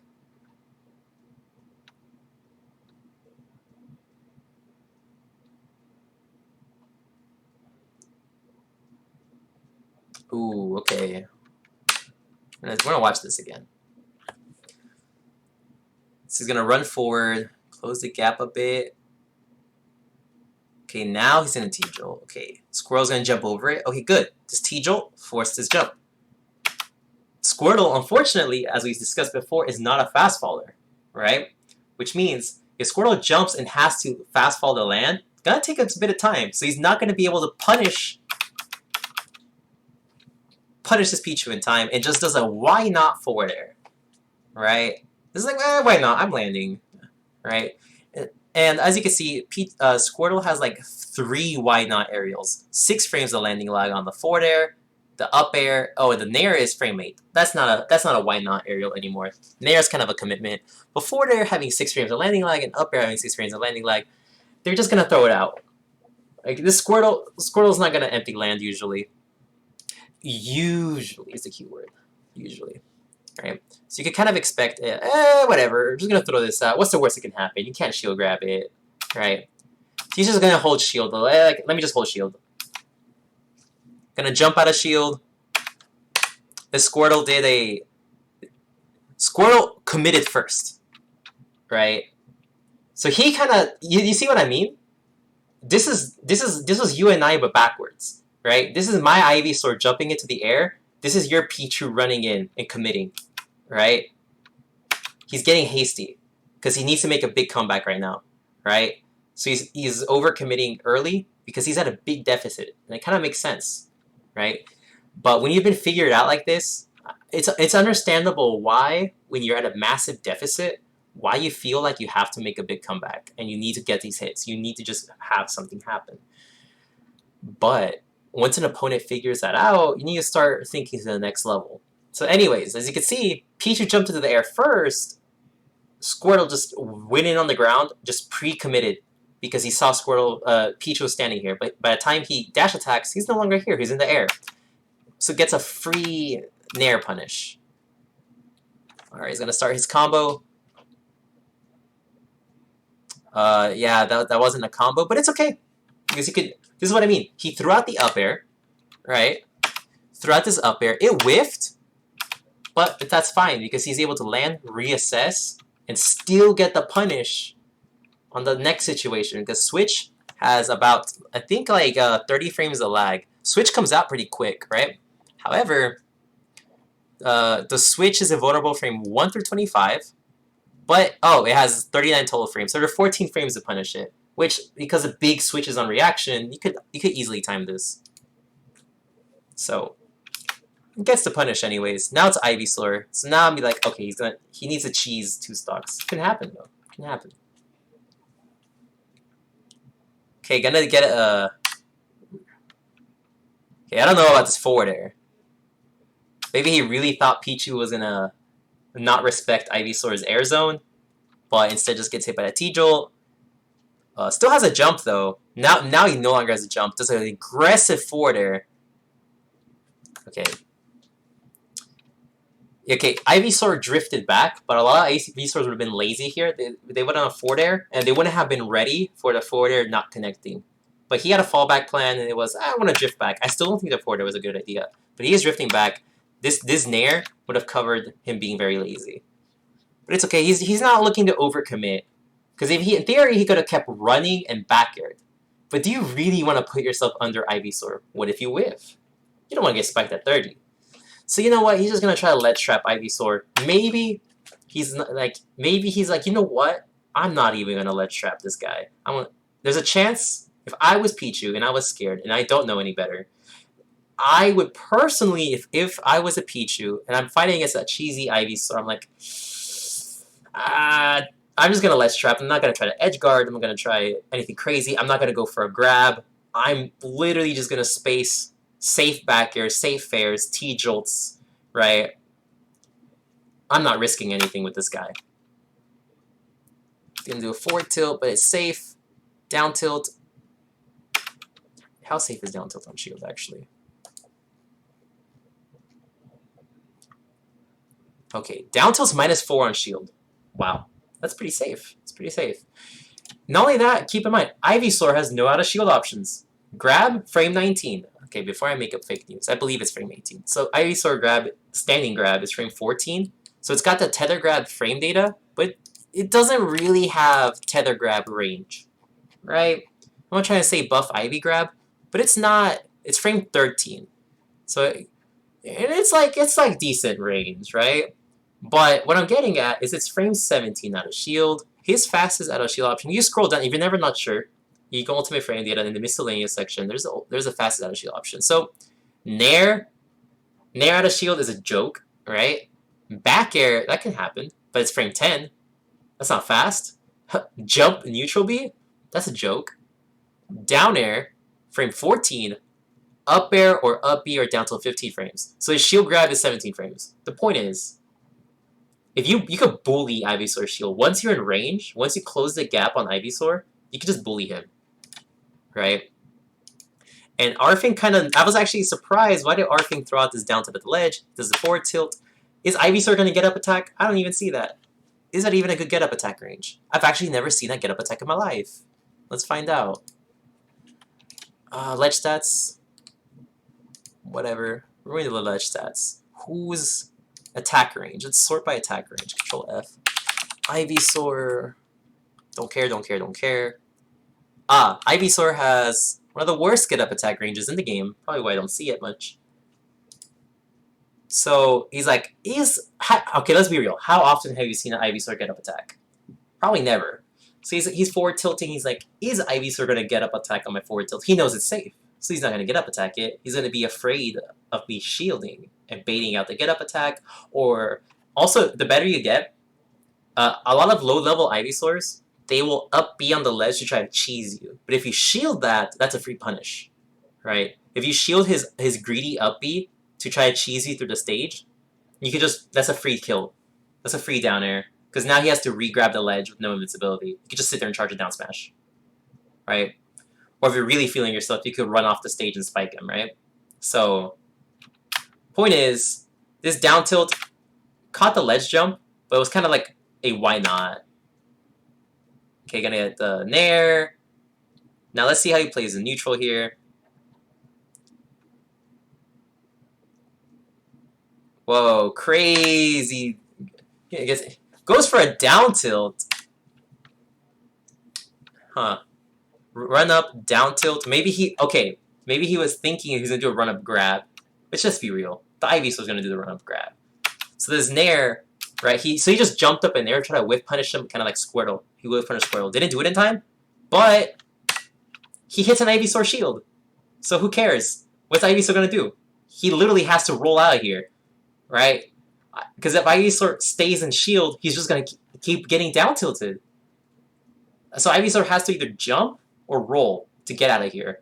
If he spot dodges, Pichu could just down tilt and whatever. By the time the spot dodge comes out, Ivysaur also doesn't have fast options. Okay, so you think Ivysaur's gonna spot dodge. We're playing this game. Ivysaur has spot dodged. What's he gonna do after spot dodge? Let's say he does the cancel at frame 21. He mashes an attack. What is he gonna hit you with? A frame 7 jab? No. Right? Frame 10 forward tilt? No. Frame 7 up tilt? Spot dodge cancel? No. None of these smash attacks, for sure. He's not going to hit you. The fastest thing would be a down smash. You're not going to die to a down smash. The F smash is frame 15. He's not going to do a spot dodge cancel F smash. That's way too slow, right? Down tilt's frame 4. You're okay. You will never die to this Ivysaur down tilt, right? So, if he spot dodges, you don't care. There's a lot of characters in the game where they spot dodge, you have to respect it. You do not have to respect Ivysaur, his shield. Don't be scared, right? What you do have to be scared of is he jumps out of shield and maybe he tries to cheese you with like a down air, like if he jumps and then down airs. But more often than not, they're going to roll away or jump and get away or jump and then like try to cover their landing with fair or back air or something like that. They're gonna try to get away though. If you know this, once you get in on Ivysaur once, he's like, gotta do something, right? He's gonna roll past him. He's not gonna roll towards the ledge, right? Because that would be very dumb. He's not gonna roll towards the ledge because he's not gonna move anywhere. Too easy to punish, right? He's gonna try to roll forward. Also keep in mind, okay. Also keep in mind, I know you probably already know this, but it's worth saying that rolls forward to where you're facing are way faster than rolls backwards. So Ivysaur also has like pretty okay roll data. Like his forward roll is frame 30, but his backwards roll is frame 35. And also look, the invulnerability comes out frame 5 for the backwards roll. Which means if he backwards rolled towards the corner, he's gonna go nowhere. It's super reactable. So right now this Ivysaur, you gotta think. Put yourself in the mind of Ivysaur. I got no out of shield options, right? Even if I parry, if Ivysaur parries your aerial, he's gonna get either a down tilt or bullet seed. That's it. It's not great. So you have no reason to respect Ivysaur in close range, right? When he's grounded. He's just gonna try to whiff punish you, right? But you've gotten in. He's broken the zone. So let's see, he's gonna roll past him, of course. Kind of makes sense. He's also in the corner, right? And while some bad and lower and mid-level players, if they're not familiar with this concept of stage control or whatever, they might not care that they're in the corner and they'll jump anyways, right? But typically better players, as you will favor jumping here less, since if this gets red, he's gonna die. If Arfang reads this jump in theory and he back airs it, Ivysaur's basically dead. So better players know this, and they have flashbacks in their mind. Like whenever they get punished for jumping in the corner, they're gonna have like nom flashbacks or whatever to the last time they lost a major set because he got punished. So this habit gets weeded out. Better players weed out this habit, but obviously lower mid-level players who haven't been punished for this habit yet don't care. They'll jump here, they'll jump there, they'll jump anywhere, right? But anyways, rolls. Spot dodges, I'm not really sure why he spot dodged, if I'm honest. But it doesn't matter, because if he spot dodges, by the time his spot dodge runs out, he could outframe Data Ivysaur spot dodge. So if both spot dodge at the same time, Pichu still wins. That's what's crazy here, right? Is that Pichu spot dodging, the only thing this would lose to is Ivysaur jumping, which we just discussed probably doesn't want to happen. Roll, don't matter. This should be punished right now. Okay, didn't get punished. He actually rolled away. But that's fine. Because now he has space. Oh, how he's going to approach? He's going to run. He's going to just keep running. And then shield. Hold on, give me 1 second.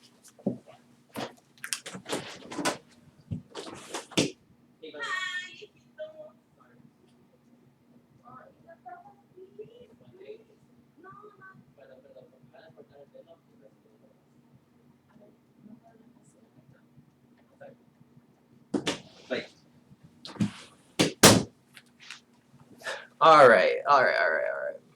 Hello. Hey, what's up, Rolo? Good use of the 50 highlighted message.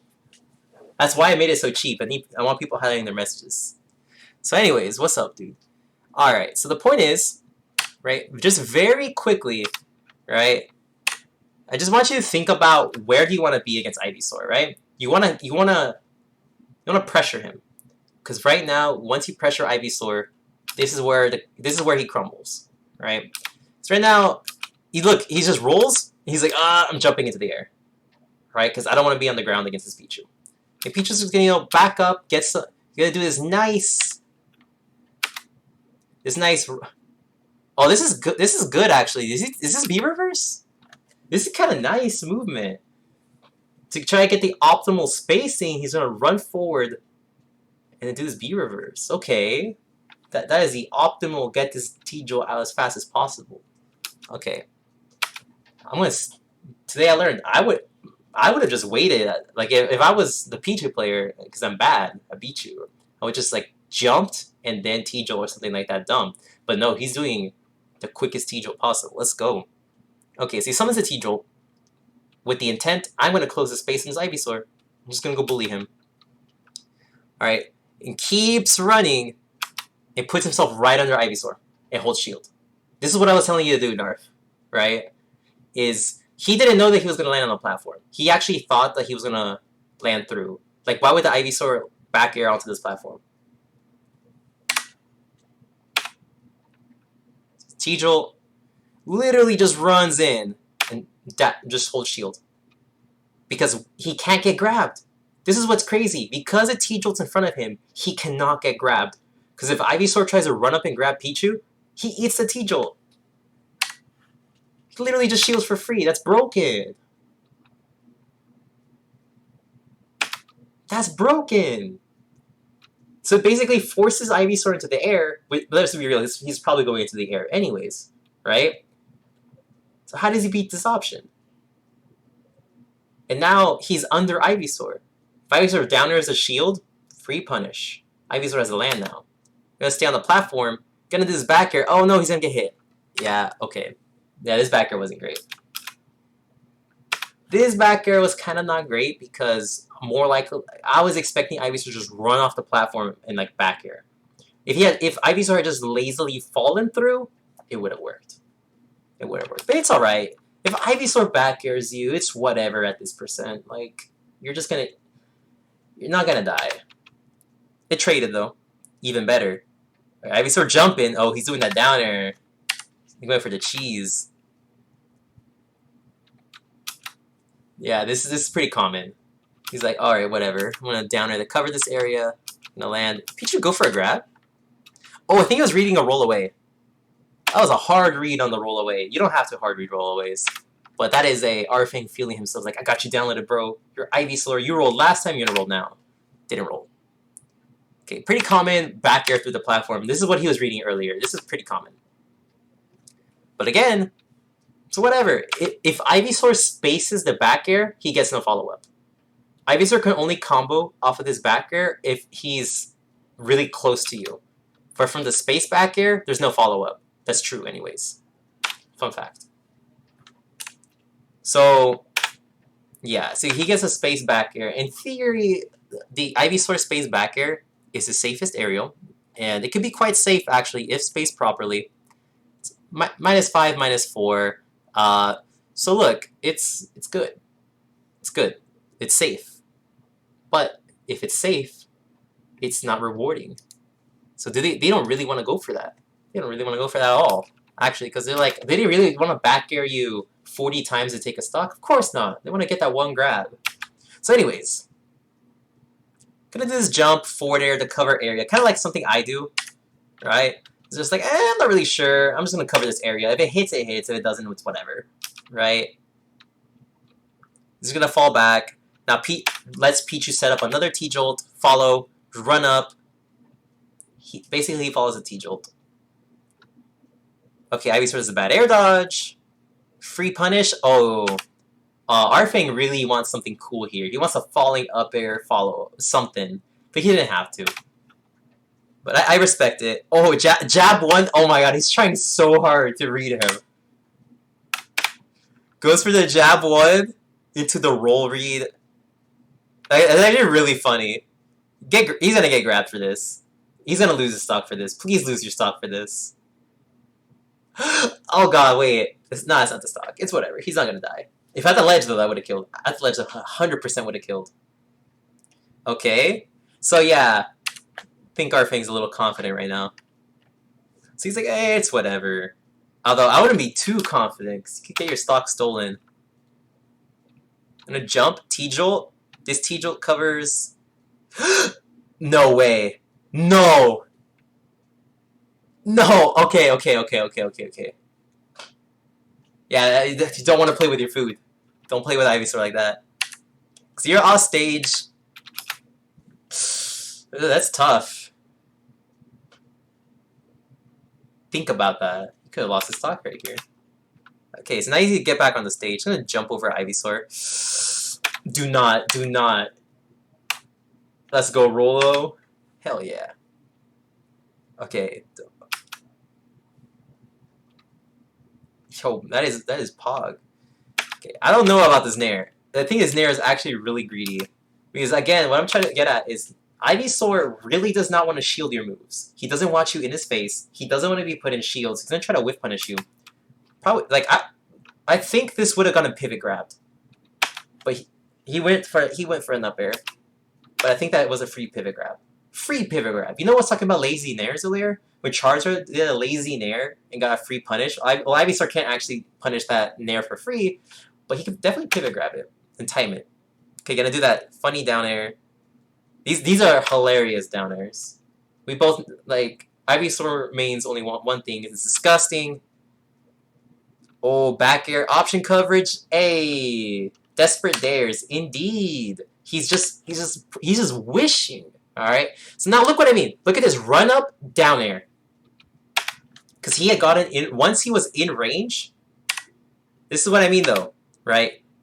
He saw Ivysaur down air through this platform, and he saw him right here. But rather than run up and grab, right here. Rather than run up and down tilt right here, or grab right here, he did his back air, which covered right here, anyways, and it covered the roll away. It covered Ivysaur jumping away. It covered roll away, jump away. It covered a lot of defensive options for where Ivysaur trying to be. Keep in mind, it would have covered dash away because Ivysaur is not quick, not fast enough to get out of this, right? So this rising back air to kill, and if Ivysaur had shielded this, who cares? If Ivysaur had shielded it, it doesn't matter because you weren't gonna get punished. So that was a great usage there. Oh, it did take. I was gonna say that didn't kill. Alright, so... Oh my god, I have a lot of messages. Hold up.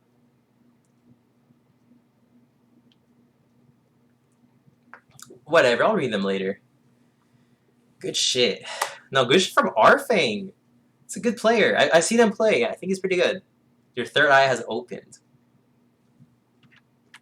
Arfang has opened a third eye. So hopefully I really get to see what I mean.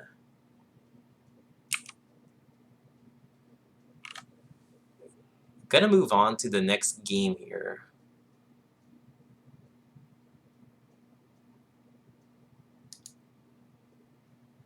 Alright, you know what? Actually, Gnarf, has it been 2 hours of a VOD review? You know what? I want to say this is a good length for a VOD review. So I'm going to take a break. If I take a break, I mean, we're going to go into quick play with, who did I say? First it was Piranha Plant, and then Lucas. Since Pekinol was here the whole time, I think. And, wait. Is Quack still here? I don't know if Quack's still here. I don't know if he'd sit through this boring old VOD review. If he is, I'll play Plant. If he's not, well then I guess I'm playing Lucas for a bit. Quick play. Quick play adventures, honestly. We get to see some chaotic neutral here. That's my favorite thing. Is we gotta sit there and be like, whoa. This is good. Quirky options. Alright. But yeah, anyways, Gnarf, I think I'll upload this to YouTube later. But I might not. So yeah. I hope you took some notes. Did I forget to upload? Hey, I forgot to upload. This VOD gets deleted in 2 weeks. But yeah, you took plenty of notes? Alright. Well, I'm glad you stuck around the whole time and you listened to what I had to say, because I had a lot to say, and that was definitely one game took 2 hours type of deal. A lot of players don't have the patience, honestly, to sit there and listen for a long time. Most players, they just want to see the combos. They watch VODs and they're like, let me steal some combos. It's really hard to just listen to some dude rant about neutral or whatever a long time. You def open the coaching, all the small aspect of game stuff adds up 100%. It is a lot of little things that once you nail it all down, right, on average, you should expect better performance. It really is a long-term, little things add up type of deal, 100%. Hello, Switch. My thing isn't. There you go.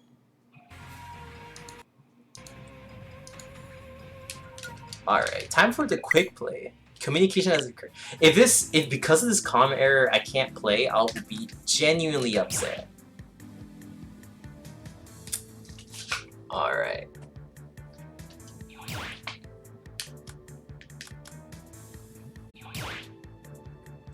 Can't believe we're doing this. Can we get the Piranha Plant into Elite Smash?